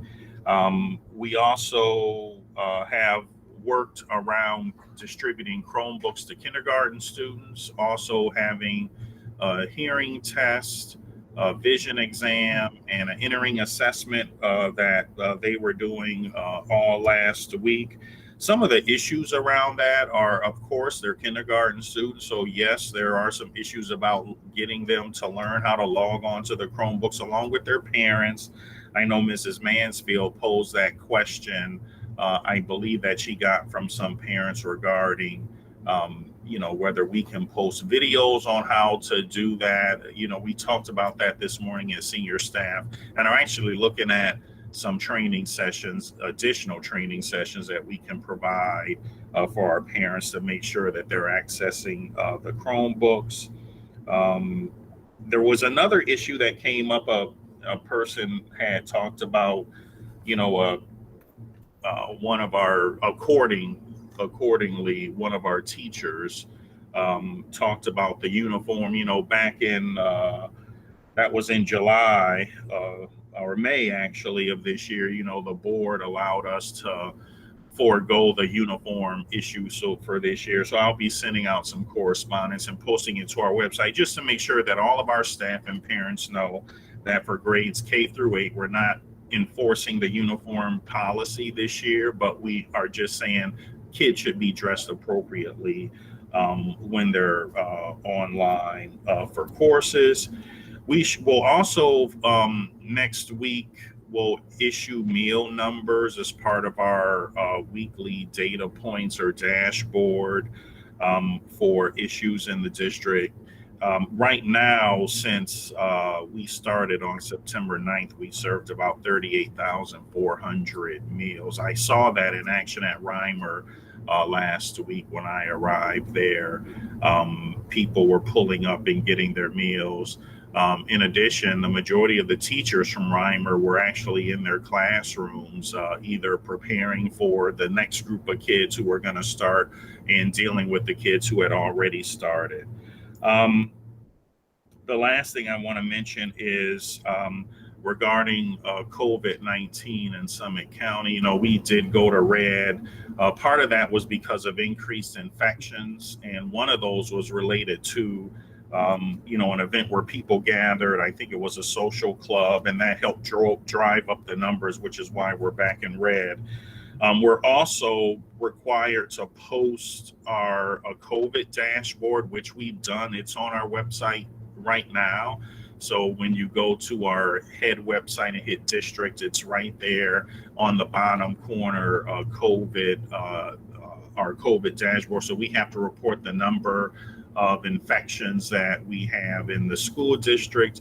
And so we're doing that. We had one student that we know had a COVID infection, has not been in a building in about 3 weeks or so. And then I believe another staff member today at a different building, we got notification about that. But again, that was another person who has not been present in the building for quite some time. We then follow up with Summit County Public Health because they'll do contact tracing, and they really do work well with Deborah Folk in meeting all those requirements. In addition, I believe we have some soccer games this evening. So we have our staff who will be on over at Ellet, looking at where we mark green tape in the bleachers because we're limited to a certain number of spectators in the stands, and making sure that all of those procedures are being followed. I believe Summit County Public Health will have someone there as well, along with the Ohio High School Athletic Association will be sending people out. So we'll be monitoring all of the athletic events as well. Thank you, Dr. Apthorn. Yes, I thought you were about to go there for one of my questions, Dr. James, and maybe you did, and I missed it. But I was going to ask about an update on how the athletics were going. And I know you said there's a game today. I'm assuming today is not the first game.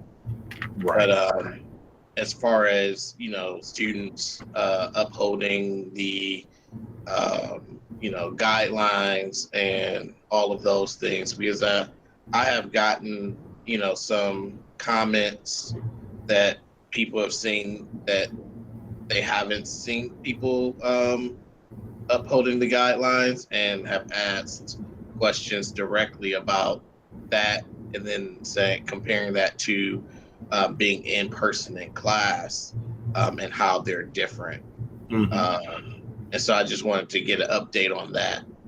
Yeah, I have not gotten any of those reports. I would just, would like to get those so I know where it is, so we can have people out there. We can check with our coaches, check with our athletic folks, and also check with our health and safety office. So if there's a specific, issue with a specific team or school, I'd like to know that so we can actually follow up with that group. Okay. I'll try to find who sent me that message and figure out where it is. Yeah, because that's one of the important things. We have a private school in the area. I just read that article today that, some of their students went to a large party, and now, they're trying to follow up to find out. So it's important, and I think we've all said this, that for our student athletes and their coaches to make sure that we're being responsible, because if we're not responsible and there's a problem, for the most part, they're going to be out for 2 weeks and not be able to play if there is an issue. So we want to make sure that they're definitely following the rules. Right. Agreed. Okay. And then I wanted to follow up about videos. As I shared this morning in our meeting, I have gotten some reports about students being required to be on video in class and the concerns associated with that. And then you did give us an update this morning, which I very much so appreciated, about the lessons that are being recorded, or maybe it was Dr. McWilliams-Woods. But I'm wondering if we can get an update on that, because I think that will answer some people's concerns. I thought it was it answered concerns about privacy, but also allow I think parents and flexibility to get some of that information that they've been requesting. Right. So we have a process that we're looking at in terms of the Google Classroom, how if the teacher pins a second, Google Classroom can record that, which will not show the students on the other side of that. So we're working through that process and providing some detailed instructions to our teachers on how to process that, working with our technology support team members on helping make sure teachers have that set up, so that we can then record what the teacher is saying and then be able to post that so that that can be accessed whenever a kid needs it. There are some lessons, as Dr. McWilliams-Woods said this morning, that our teachers are going to be also developing and posting, so they're in a library that kids will be able to take. I'm still working on trying to get some additional information. I know there was a person who called in about paper packets. There are some principals following up, because I'm not sure that's the guardian of those students, and we need to talk to the guardian. And we are encouraging our students. I know this is difficult for our parents, and we are in a difficult situation, but we're in the middle of a pandemic. And so we're really trying to get people to use the technology, because believe it or not, all of these kids now and off into, future years are going to be using that technology, I think, more and more. So if there is a person that has some needs, we have our connectors that we're rolling out, who are staff members from APS, who will be able to help them, not just with, tying them in or linking them to resources that we have to deal with the technology or the internet access, but also some of the other issues, that they may be having partnering with United Way and the 211 system to get to other issues that families may be having while we're doing this online instruction. And I don't know if Dr. McWilliams-Woods has anything to add to what the curriculum folks are doing, in terms of the recordings and the lessons. Yeah, in addition to the teachers can do the recording of their classrooms, we also wanted to provide other resources for teachers to be able to grab videos. For example, our math curriculum already has digital videos for all of the units already in the system. So our learning specialists and our instructional coaches and some of our teachers are going through the library of all those videos and lining it up with our teaching timeline that we use in the district, so that it'll be real easy for teachers to grab the video that goes with the week's lessons that we're all doing across the district. We're also going to post those on our family website. That's our Learning 2021 website that parents could also, and students could go either watch a video again if they didn't understand a certain concept, or if they missed it and it's not, video isn't posted in a Google Classroom, they also know there's one other place to find it. We also are bringing in teachers who are taping kind of standard district videos that we'll also post for teachers to be able to use. And that way, that'll be much easier just to kind of have some standard videos they can just grab and post, especially in the areas of math and literacy. The last thing that I wanted to kind of announce and share is that we're expanding our Akron after hours support center, where last spring we had a help desk that was manned through the afternoon and the evening hours. But now we're making that more robust, where we're bringing in academic teachers and counselors and more of that connector kind of role too, afternoon and into the evening hours, so that there will be a staff Monday through Thursday for families and students to be able to call if they have a tech issue, if they need some tutoring and they're stuck on an assignment, if they need, if we find they're having some basic need issues. Carla Chapman is working out so that we can have kind of a direct line to the United Way 211 basic resources that they have to be able to resolve some of those barriers to help the students end up kind of engaging with their lessons. So we're real excited about that and expand that huge kind of expansion of the after hours support that we'll be able to provide. Yes, thank you very much, Dr. McWilliams-Woods and Dr. James. Dr. McWilliams-Woods, you answered my last question about the after-hour support and what support was being offered for families. So thank you very much. I think that it's very important that we get that information out there.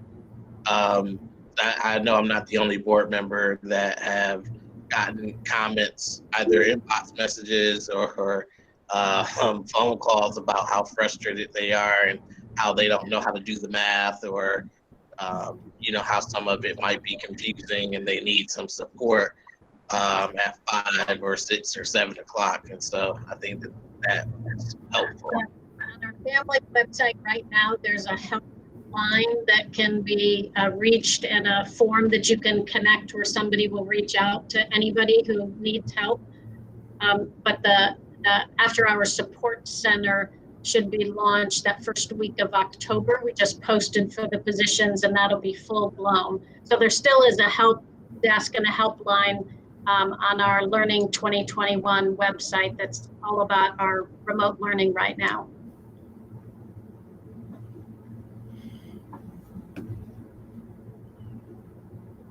Great, Ms. Autry. Thank you. Just a follow up to that. You mentioned Monday through Thursday. Do you know what the hours will be for that at this time, or is that still developing?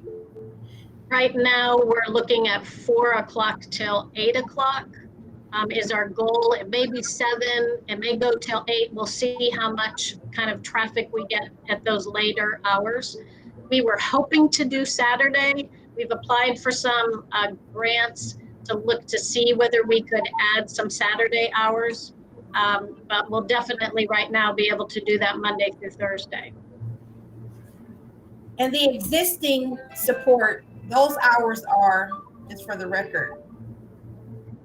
Those hours are pretty much those same hours, although you can fill out the form that says, hey, I need support. That could be at 2 o'clock in the morning and somebody will help you in the morning. You know, that's really pretty much open at any time.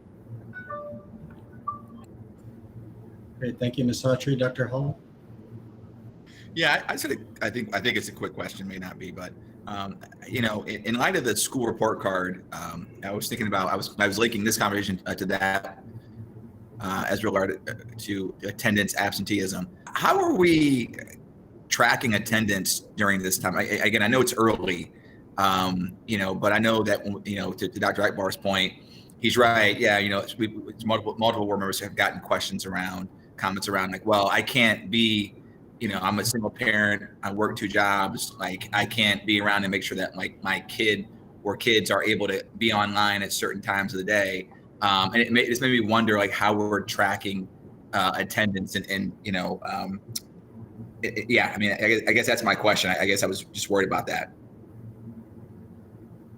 We basically have 3 ways, 2 primary ways, but 3 overarching ways that we're taking attendance. The way that we've structured our remote learning this year compared to last spring is we really are strongly encouraging all students to be connected during that live instruction during the day. The value of being able to connect with your faculty and your peers and to have that exchange of information, the richness that happens when you're all learning together, grappling with projects. We really want to drive everyone to the maximum extent to do that. Now, we also know that on a day-to-day basis, there's going to be disruptions to that where a student may need to be accessing their learning after hours or the next day to go back and kind of make up for something that they missed. So the way we structure the attendance is that teachers take, it's called a check-in, whether you can take attendance on whoever's in your Google Meet, and that's kind of easy, the live instruction, you check who's there. But there's also a whole different, an assortment of lists of ways that students can demonstrate their presence through checking in with the teacher. And that could be by, maybe they weren't in the Google Meets, but they completed an assignment, or they did a task that the teacher assigned in their Google Classroom for that day. And we keep attendance open for 7 days so that teachers can kind of give credit if they find that a student was absent one day because their technology wasn't working, but they logged on at night and did the assignment later. The teacher can go back and update the attendance to show that they were present. If they give a big project through the week that's going to take multiple days to work on, they could give credit for that student working on the project for multiple days. So we call all of that check-ins, that shows the attendance presence.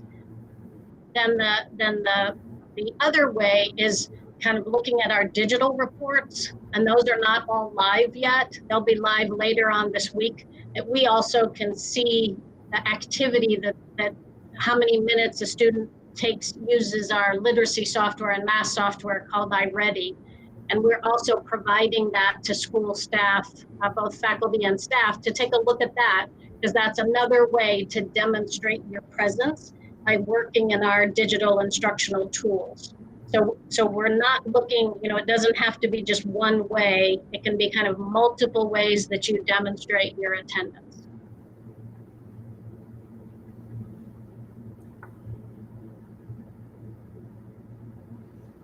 All right, great, thank you. Any other questions or comments for the superintendent? If not, I just want to say too, I mean, the more we hear, you can certainly tell that a lot is going into this to get our kids back to school today. We do want to say welcome back to all of our students, and we wish you the best. And we know this isn't ideal circumstance. These aren't ideal circumstances for you or your families. But we're here to work through all of this with you and to be there for you as a resource.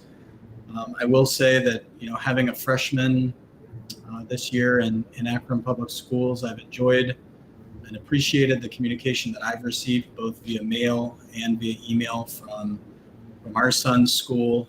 And they are working on videos and being very proactive in reaching out and trying to address any challenges that we might have as parents before they become challenges. And there's a parent workshop that's getting ready to take place for us to teach parents how to do everything, again, from getting online with home access to accessing the resources on our Akron Public Schools website, and how to read your kids' progress through Google Classroom. So it's been very hands-on, and I've appreciated it as a parent. So thank you all for the work that you put in into making sure that at least this first 9 weeks goes as smoothly as possible. We appreciate it. I'm going to keep my president's report very brief tonight. Just want to mention I did follow up with a couple of folks today just to make sure that we have all of the evaluation comments turned in. And so we are going to move forward in scheduling the virtual in-person review for our superintendent and treasurer. And so you should be contacted fairly soon by staff to check in with you on your availability. Dr. Akbar and I needed to reschedule our meeting from last week to this week, so we will be following up with you soon on options for around our superintendent search, as well as some board retreat follow-up items. I've had some phone calls with the Ohio School Board Association regarding our superintendent search, and so we just have some information we'll put together and pass along to you, and then we'll get some sense of direction from the board on how we'd like to proceed, both with the superintendent's search and our board retreat follow-up items. Treasurer's report. Good evening. Thank you, Mr. President. I have 3 items tonight. The first is in regards to our annual audit. On September 1st, we had the Audit Entrance Conference Committee. And just a quick review, as much for the board and public. This was a quick overview of the review of financial statements, who is responsible, both the auditee and auditor. We have to issue an expenditure of federal funds. We talked about the number and quantity of federal funds that are going to receive testing, both internal and compliance controls, both on financial and our board policies. And then we go through any schedule of management letter comments and those kind of things from previous years to talk through. We also receive an in-depth and separate audit because of our size and because we are quantified as an information technology site, or ITC. We do go through a separate audit for that. So stay tuned, and to follow along with the theme of technology, we've set up some virtual, some VPN access and some secure shared folders in how we're communicating with the auditor's office. So thankfully, we haven't missed a beat there. The second item, as you've heard Dr. McWilliams-Woods and Superintendent James talk a little bit about legislation. So I'll lump a few things into this legislation in season, even though typically as we enter a potential General Assembly lame duck timeframe, a lot doesn't happen, but a lot is happening. Obviously, with Senate Bill 358 is a Senate bill education bill. It's got a lot of things wrapped up, and I know Dr. McWilliams-Woods talked a lot about, but it could also become a vehicle for vouchers. So I know a couple of board members, both on Finance Committee and just personal interest, have wanted to participate in that conversation and get communications out. We will let you know what moves here in the next few weeks. So pay attention, special attention to Senate Bill 358, conversation around vouchers. And then finally, House Bill 305, the Fair School Funding Plan, which I know you've heard from me about this for almost 3 years now. This week was going to be some announcements. It got moved to next week. But substitute House Bill 305 is going to be dropped next week. There's going to be some press releases, and there will be in-person testimony. I will likely be there early next week representing Akron, and there may be an opportunity for a board member to testify in the near future as well. But substitute House Bill 305 is a really exciting opportunity. The Speaker of the House, Bob Cupp, one of the co-authors of 305, is one of the architects behind this and wants to make it a priority of the General Assembly prior to January 1st. So a lot happening in this legislation season. And then finally, a reminder that Finance Committee is Monday evening.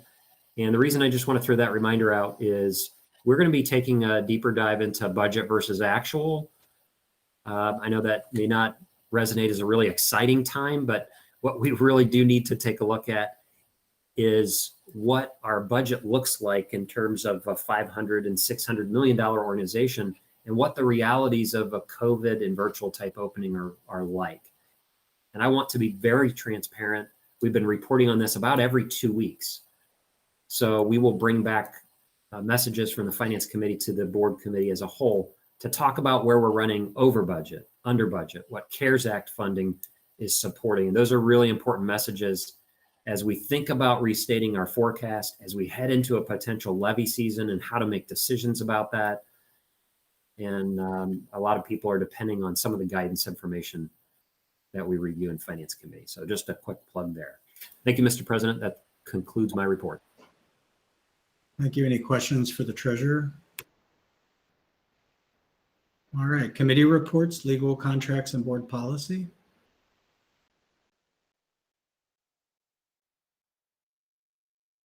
Yes, sorry, I'm trying to push mute or unmute. Legal contracts and board policy met last week, and we discussed some policies that we will be presenting today for first reading, as well as gave an update on 2 policies that I'll go over briefly, and then we will talk through the policies that are up for first reading today. And so the first policy that we are developing that we talked through, which is the building and facility naming policy, which we asked CFO Pendleton to refer to our counsel, Fido, about researching if there's any areas in which we've missed in that policy so we can get that wrapped up within the next month. And so we're on track to have that presented to you for any final feedback and that final reading, because we've already had a first reading and then we're in the second reading phase currently and editing. So that will happen hopefully within the next month and come to the board for finalization after we get further feedback from Diana Fido and the administration once we get those additions, if there's any. The next board policy that we are updating is the racial equity policy. And I don't know if Bruce wants to say anything about this, but he and I have gone back and forth about it. And in my opinion, I think we are in a really good place. We have just 1 or 2 things that we want to fine tune a little bit.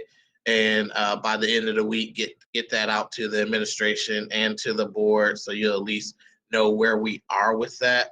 And I don't know if you want to say anything about that, Mr. Alexander, but I did go over in our meeting the areas, the major bucket areas that we covered. And I don't want to have to repeat all of that today, but if you have any additional comments on that before I go to the first readings, Mr. Alexander, I want to turn it over to you. Okay, thank you, Dr. Akbar. Yes, I want to say that I am proud and happy at the work Dr. Akbar and I have done together. This was a joint venture to put this policy together, and I thought it was I'm very pleased with the work that we did together and how we worked together on this. I mean, I'm very pleased. I think all of you will be pleased as well once you see it. And so with saying that, we are planning on getting that out to you guys at the end of this week, so everybody can get a chance to start reading it and reviewing it. If you have any questions, comments, or concerns, you can ask them to us. And again, we are trying to fine tune a couple pieces this week. And once we do that, it'll come out. But I do want to thank Dr. Akbar because we worked really good together as a team. And I thought that was very, very good to put this policy together. So thank you, Dr. Akbar. No, thank you. I actually said in our legal contract and board policy meeting that unfortunately Bruce couldn't make it to how much I love working with you. So yeah, this has been awesome. So with that being said, we'll move on from the love fest and go into the first readings. But yeah, brother, Mr. Alexander has been really great to work with on these policies. And so there are multiple policies. I haven't lost track of how many there are for first readings today. You have it in your board docs, but I'll go over each one really quickly, and then you can read the specifics. And so the committee in our next meeting will be going over each one of these for the second reading and making any alterations and edits. And so if you have any after receiving and reading these after the first reading, please get that to Bruce or myself, or feel free to attend our very fun meetings, which will be next month. So the first revised policy, again, all of these are revisions, and there's one new policy based off the pandemic that I'll also read. But the revised policy 5200 on attendance, you'll notice that policy adds information on what happens in a virtual classroom, which was not there previously, and you'll also see a few other updates. But I wanted to point that out specifically so you can read it. Revised policy 5610.03, which is emergency removal of students. Revised policy 5610, which is removal, suspension, expulsion, and permanent expulsion of students from the district. Revised policy 5611, which is due process rights for our students. Revised policy 6325, which is procurement for federal grants and funds. New policy, which we do not have currently, which is 8450.01, which covers protective facial coverings during a pandemic and epidemic event, which is very timely, as I'm sure you all can understand. And you'll read that and provide us some feedback there. And then the rest are other revised policies, 3216, staff dress and grooming, as well as 4216, which is also staff dress and grooming. We also have revised policies 5511 on dress and grooming, 8420 on emergency situations at schools, and finally revised policy 8500, which is on food service. So you have those policies there for you to review the edits that were made and the revisions, and get any feedback to Bruce or myself should you have them. And that would conclude our report. Thank you. So basically no report from legal contracts and board policy. It's all quiet over there, right? It's so quiet. Yeah. All right. Finance and capital management. Thank you, Mr. President. I will be brief, as our treasurer actually touched upon most of what we covered in our finance committee meeting on the 31st. I do want to just express appreciation that our treasurer did have the opportunity to share about House Bill 305 with the new freshmen and newer legislators in the House this past week. So just appreciating that we had that representation there. And then also, he talked a little bit about the Ed Choice vouchers. Very interesting article that he did share with the committee by the Cincinnati Enquirer that spoke a little bit about the Ed Choice vouchers and the fact that in fiscal year 18-19, the state deducted approximately $250 million for those vouchers. But they did an analysis and found that 88% of the public schools affected by that are actually have better state testing results than those private schools in which we are using the vouchers for. So I just found that interesting in that article and just wanted to share that as well. One of the other questions that I had during the Finance Committee meeting is why public school systems are responsible for busing Ed Choice students. And apparently it's because of our, being well-established infrastructure that we are the entity for that. But there is, an additional bill being introduced that may require public school districts to transport these students on yellow buses, eliminating the public transit options. So moving forward, there might be, a need for testimony regarding this, as we aren't getting the proper compensation at this time to do the transport that we do. So with that being said, I will turn it over to my fellow committee member on the Finance Committee regarding unit level analysis. I was just still fixated on the transportation that that caught that made me laugh. So a little humor tonight. As I know that I have diaper changing in my future tonight. So anyway, yeah. So to add to what Ms. Autry talked about and sort of echo some of Mr. Penna's earlier comments, there was a pre-audit meeting that was scheduled with the state auditors, and we, he basically reviewed with us, the information that is typically shared at a pre-audit meeting, and then sort of next, we sort of talked through.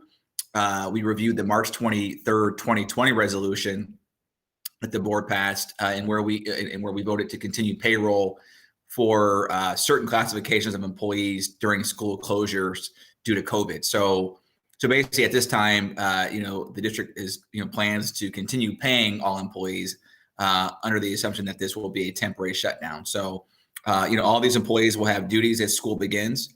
And just one thing to note. The auditors do require that services must be rendered in order for employees to receive compensation. So I, to clarify any questions that folks may have about that. And then kind of the final bucket was really sort of thinking through this through a unit level analysis lens. As Mr. President pointed out, there's some additional sort of tools, for example, the Forecast 5 tool, which you probably heard us talk about in these meetings before, that are utilized to visualize certain aspects of data, both financial and sort of demographic as well for the district. And so this tool also is important because, as mentioned, it's a forecasting tool. So it's also going to be instrumental in helping us to forecast and sort of examine, our budget deficit in the coming year. And then we also use that Forecast 5 tool, to talk about, echoing sort of the earlier comments about racial equity. One of the things that we discussed was sort of really talking about equity in finance, equity in how we distribute resources throughout the district. And so we began that conversation looking deeper into the high school spend, and then focusing, and then within the high school spend, we were looking at special ed spend as well. Even deeper within the high school bucket. So we looked at some of the things such as per pupil spend per high school. We looked at breakdown of special education spending per pupil as well. And I know folks who follow this know that there's a lot of opportunities, at the federal level to further improve that funding. We also sort of talked about the creation multiple dashboards, but one that would include that would really be an equity, financial equity dashboard as well, which we're still sort of thinking through the various pieces, parts of what would be included in that. And then we also talked through, there were several reports, that we walked through using the Forecast 5 tool. So imagine a forecasting tool where you can sort of filter by a plethora of categories. So we looked at, school, race, ethnicity. We looked at low-income students with disabilities. We looked at the ELL breakdown. We looked at average salary and FTE trends.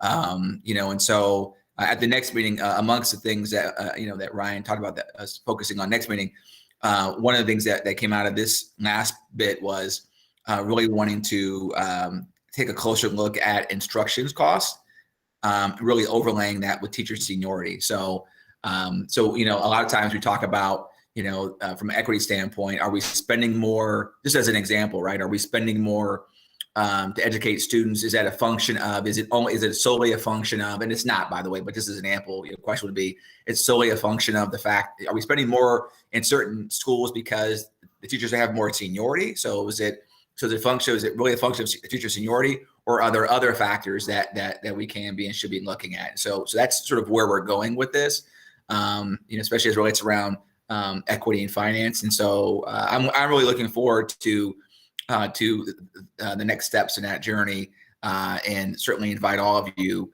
to join us for that next public meeting. So thank you, Mr. President, and I will see the floor back to you.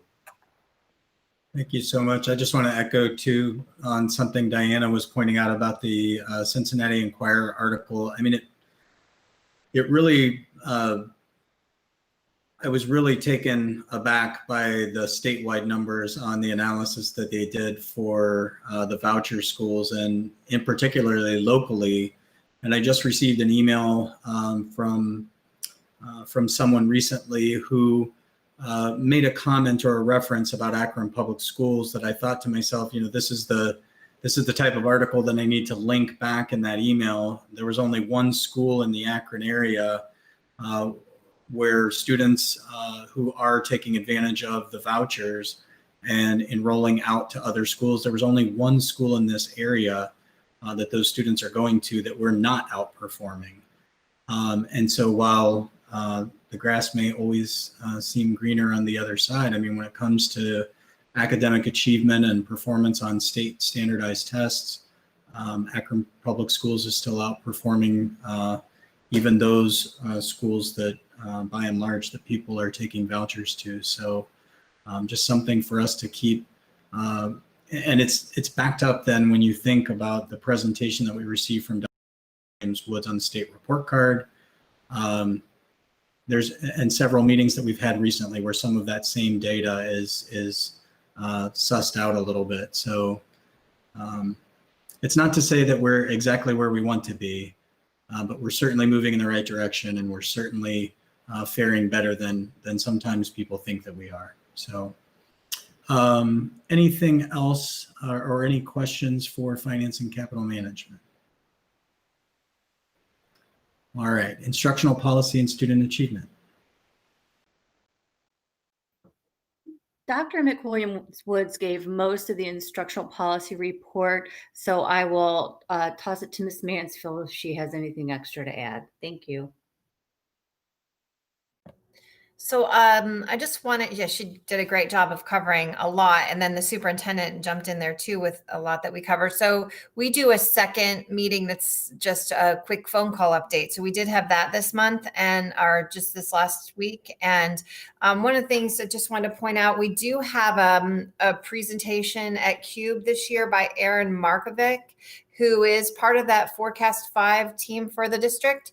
So anyone who's participating in CUBE who wants to take a look at that, just encourage our fellow board members, and congratulations to Aaron for getting that opportunity to speak at a national conference and represent the district. That's fantastic. And then just to make sure that I'm on my toes, Dr. McWilliams-Woods was letting me know, even as we speak, there's been an update since earlier today when I emailed about the parent videos. So now there's a 2-click option to get to the videos that help parents. So if you go to the Akron Public School website and you go under the Learning 2020-2021, it's really easy. I was able to do it in just a few seconds on my phone. to take a look as parents. You know, we had a good discussion at our house just about, even if you're relatively computer savvy, this is a whole new world for parents. And for those people who aren't computer savvy, it's an unbelievable task. The kids are obviously going to be better, right? I mean, my kids program my phone, forget it. I just hand it to them and say, just go. So when it comes to the kids, they're going to adapt much quicker, but parents want to keep up with what's going on. So 2 clicks, you could be there. You click on the Learning 2021, then you click on technology and it takes you right to where those videos are. So encourage folks to take a look at those. I'm sure we're working on ways to better get that out to the community. I saw a few presentations online. I'm trying to share them when I see them. I know that Hire did a walkthrough. Mr. Bender does a fantastic job of going live, and he's not singing right now, so I'm kind of missing those, but they do their morning announcements, and they broadcast those live on Facebook Live so parents can follow along. And he also did a presentation on getting on as a parent. So please take a look at those, and also keep reaching out. There have been a few things. I want to thank senior staff for all their help. There have been a few parents that have reached out in different ways, and our senior staff is amazing. And I know that all I have to do is text them, call them. You know, sometimes I end up making the superintendent get involved, and sometimes you don't, and they can just solve a problem really simply. I always encourage people, go straight to your principal first. Ask the counselors, give them a chance to get those schedules squared around, because it does take a couple of days. It was a big, deep breath today when we hit September 14th, because I remember back in July when we picked, you know, we first heard this date, that this would be the date that we were all back in school, or in August. And so I'm glad everyone's back, and thanks everyone for hanging in there with us while we all learn this together. Thank you, Ms. Mansfield. Any questions for instructional policy and student achievement? If not, I just have one more thing to add. I forgot from my president's report, I did ask for an update, and I know Ms. Whitfield is working or will be working with our student representatives to the board to also get them back now that we are back virtually. So just wanted to let you know that we're also, that's in process. So they'll be back with us shortly, and we can't wait to have them around the table. All right, at this point, there's no unfinished business that needs to be updated today. We do have an item for new business, and Mr. Alexander and I spoke, and then he sent some information today to the board for your review, and he is going to, I'm going to hand it over to him for a brief discussion on that. Okay, thank you, Mr. President. I wanted to give you guys some information and update on OSBA trustees. New board members, I'm not sure if you were listening maybe last year or maybe heard. Last year, Mrs. Mansfield, who was our trustee in representation of Akron Public Schools, mentioned that we need to be alert because possibly APS could lose their current spot on the trustees. And so I remember that, you know, playing in my head all the time, back in my mind, you know, you need to worry about, ask questions about this, think about this, find out what's going on.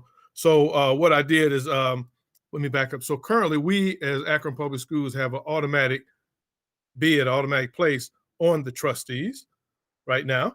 And, but we got to be careful. And in the Constitution, and I sent you all today the link, in Article 8, Section 6, and I want to read that to you so you can get a little bit of what I'm talking about, better idea. It says, Section 6 says, the representative of the Board of Trustees from each of the 6 districts with the largest pupil population enrollment shall be appointed to the Board of Education for such district a term of 1 year, which we currently sit on their board each year. One of us who is assigned to that, the trustees sit on for 1 year. And last year we did allow last couple of times we allowed Mrs. Mansfield to sit on 2 because we thought the continuity was good for that. So what they're saying is the 6 largest school districts get an automatic bid. Currently, we're number 6, but Olentangy School District is right behind us. And if they surpass us, that means we get kicked off and we don't get an automatic bid on OSBA trustees. That means Olentangy would take our place. Now, I don't want them to take our place because there's some history that I have gotten from OSBA that Akron Public Schools has been participating. I've been on the trustees, but not just on the trustees, but have been participating since the 1970s. And so we've been actively participating. We've even had one of our board members serve as the president of OSBA in the past. So we've been really active as a trustee. And so in saying all this here, I don't want us to lose our position. And so therefore, I did talk to Rick Lewis, okay, the executive director, and tried to pick his brain a little bit and talk about what we could possibly do. Now, one of the things that we could do is we could write a resolution to go to the General Assembly, which is in November. But in that resolution, we need to have some good information as to why we are going to address the General Assembly.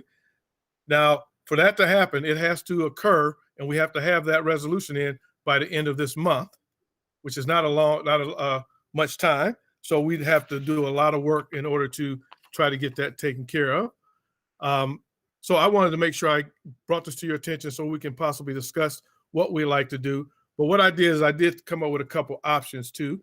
And after talking to Rick, that we could do. One is that we could go ahead and try to put together something real quick, get it ready for the end of this month to get it to OSBA so that they could get this on the agenda for the General Assembly in November.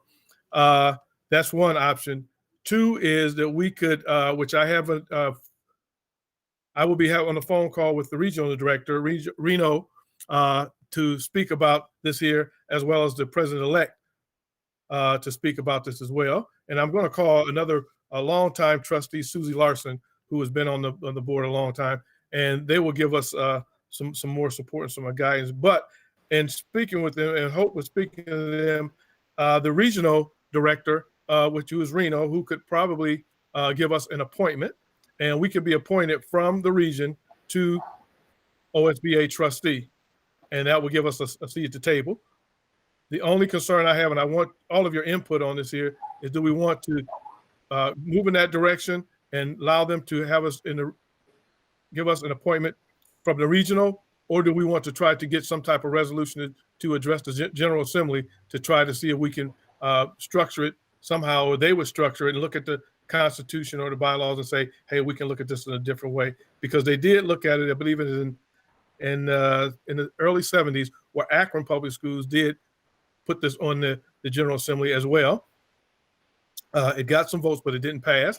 And so I just don't want us for the future board members and our future board to not have an opportunity to sit at that table with the Board of Trustees and be left out. So what I'm asking all of you guys is to your guidance and direction as to should I work on a resolution for the end of September, or would we think it's better for us to wait and do that resolution next year at the General Assembly, when hopefully we can be present physically to address the General Assembly, and hopefully allow them, if that happens, or if Olentangy passes us, that we can get appointed by the region and then hopefully address all this. So I'm asking all of your input.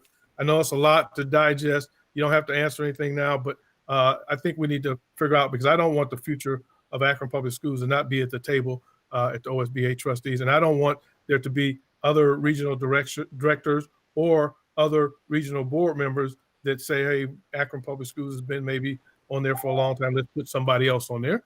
So those are my concerns, and I'll leave it at that, and you guys can give me your input as we move forward. Thank you. And thank you, Mr.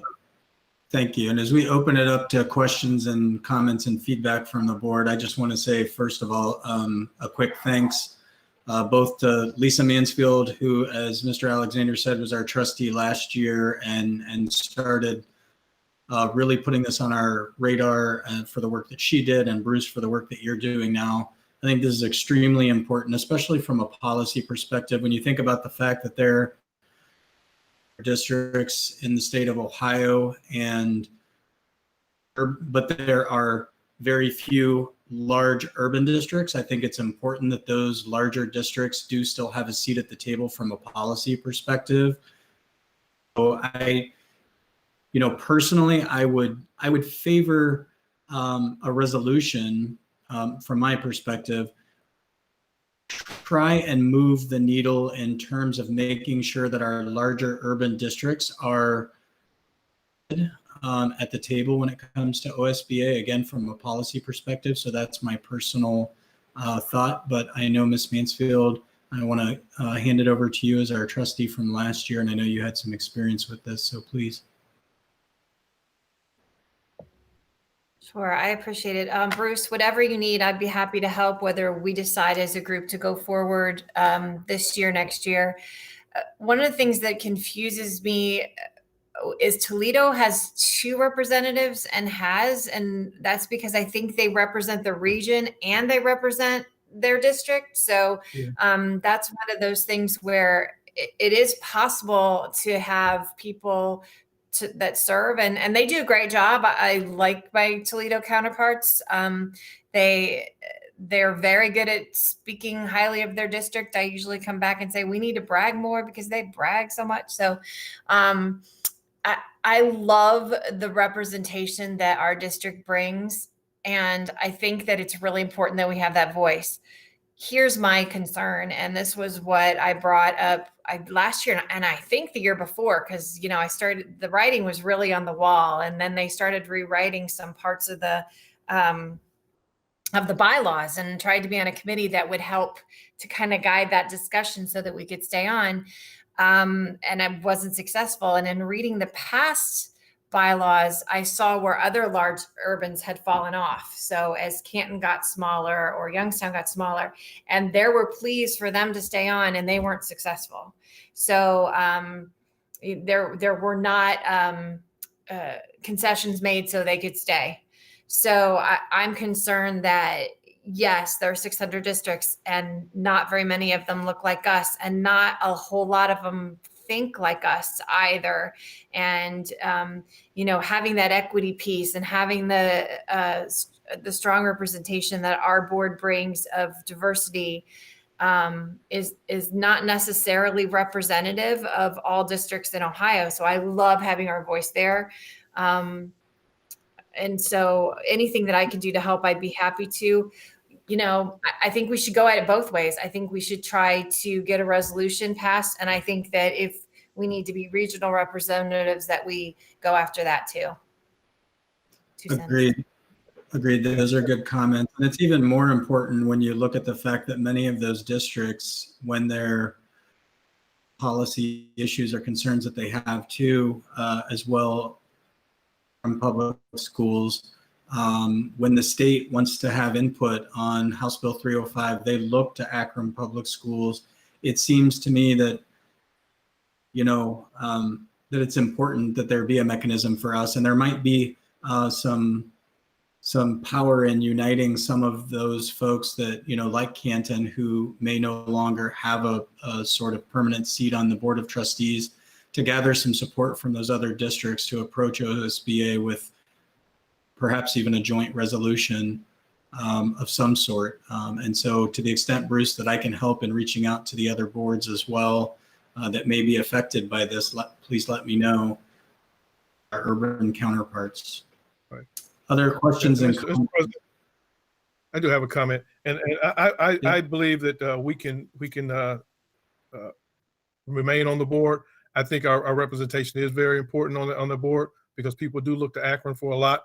And OSBA will be willing to help us with kind of putting some of this together. I just want us to have our wording and our information together from our part of what we want to say, and then so it'll be well enough to go down to the General Assembly. And so my personal thought is, unless you guys disagree, is to let's start working on this now, and maybe because it's a short deadline for a couple weeks, maybe let's start working on this now, drafting our information, putting what we want to put together, maybe getting it to them to wordsmith it, and then making sure that we get it on the agenda for the General Assembly next year. And hopefully next year there will be, we will be able to be there in person, and then we can speak to that at the General Assembly during that meeting. So that's my thought. And but again, I want everybody's input. This is not my deal. This is for Akron Public Schools now and for Akron Public Schools in the future.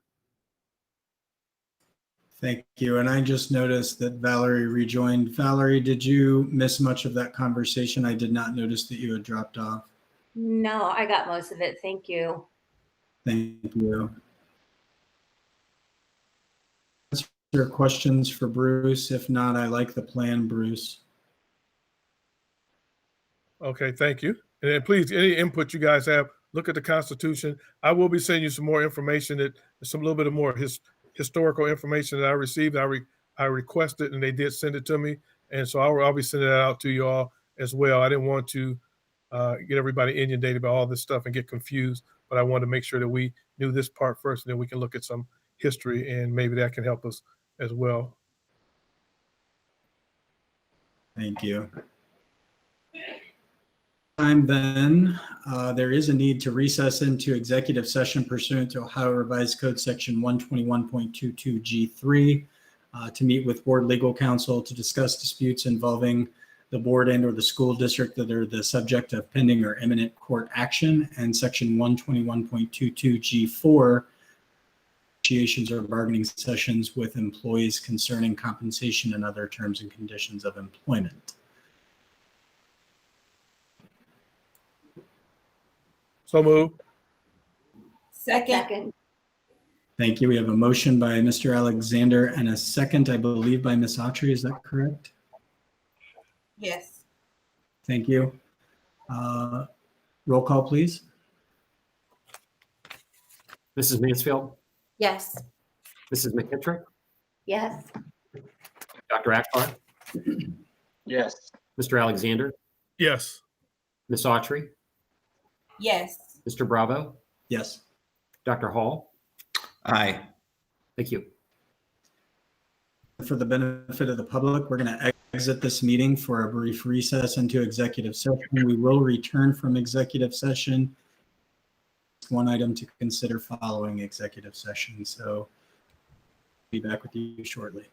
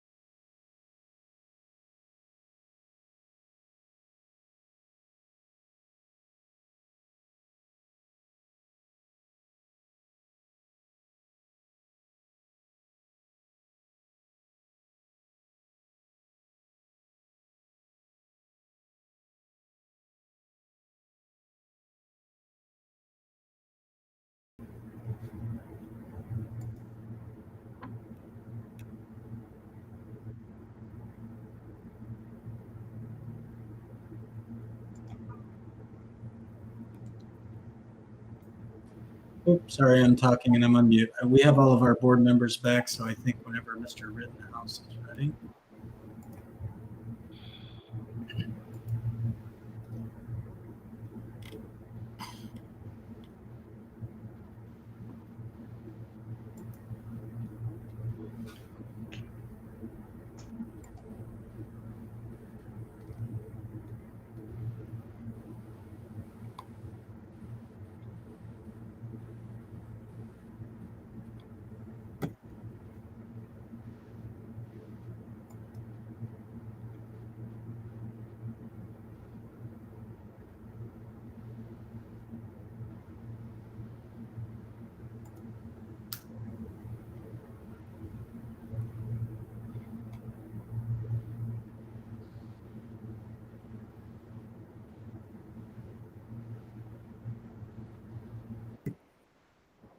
Yes, we're good whenever you're. That's it. Thank you. Good evening. Welcome back. This is the regular meeting for the Akron Public Schools Board of Education for Monday, September 14th, 2020.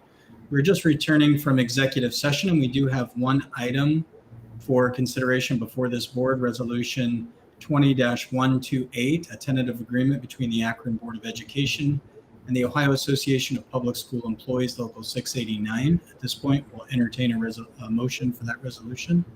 So moved. Second. Thank you. We have a motion from Ms. McKittrick and a second from Mr. Alexander.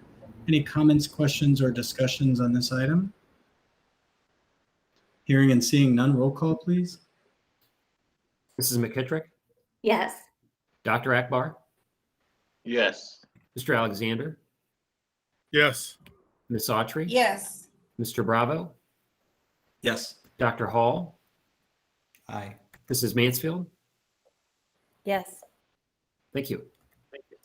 Thank you. Being mindful of the jello that is awaiting Dr. James, we will entertain a motion to adjourn.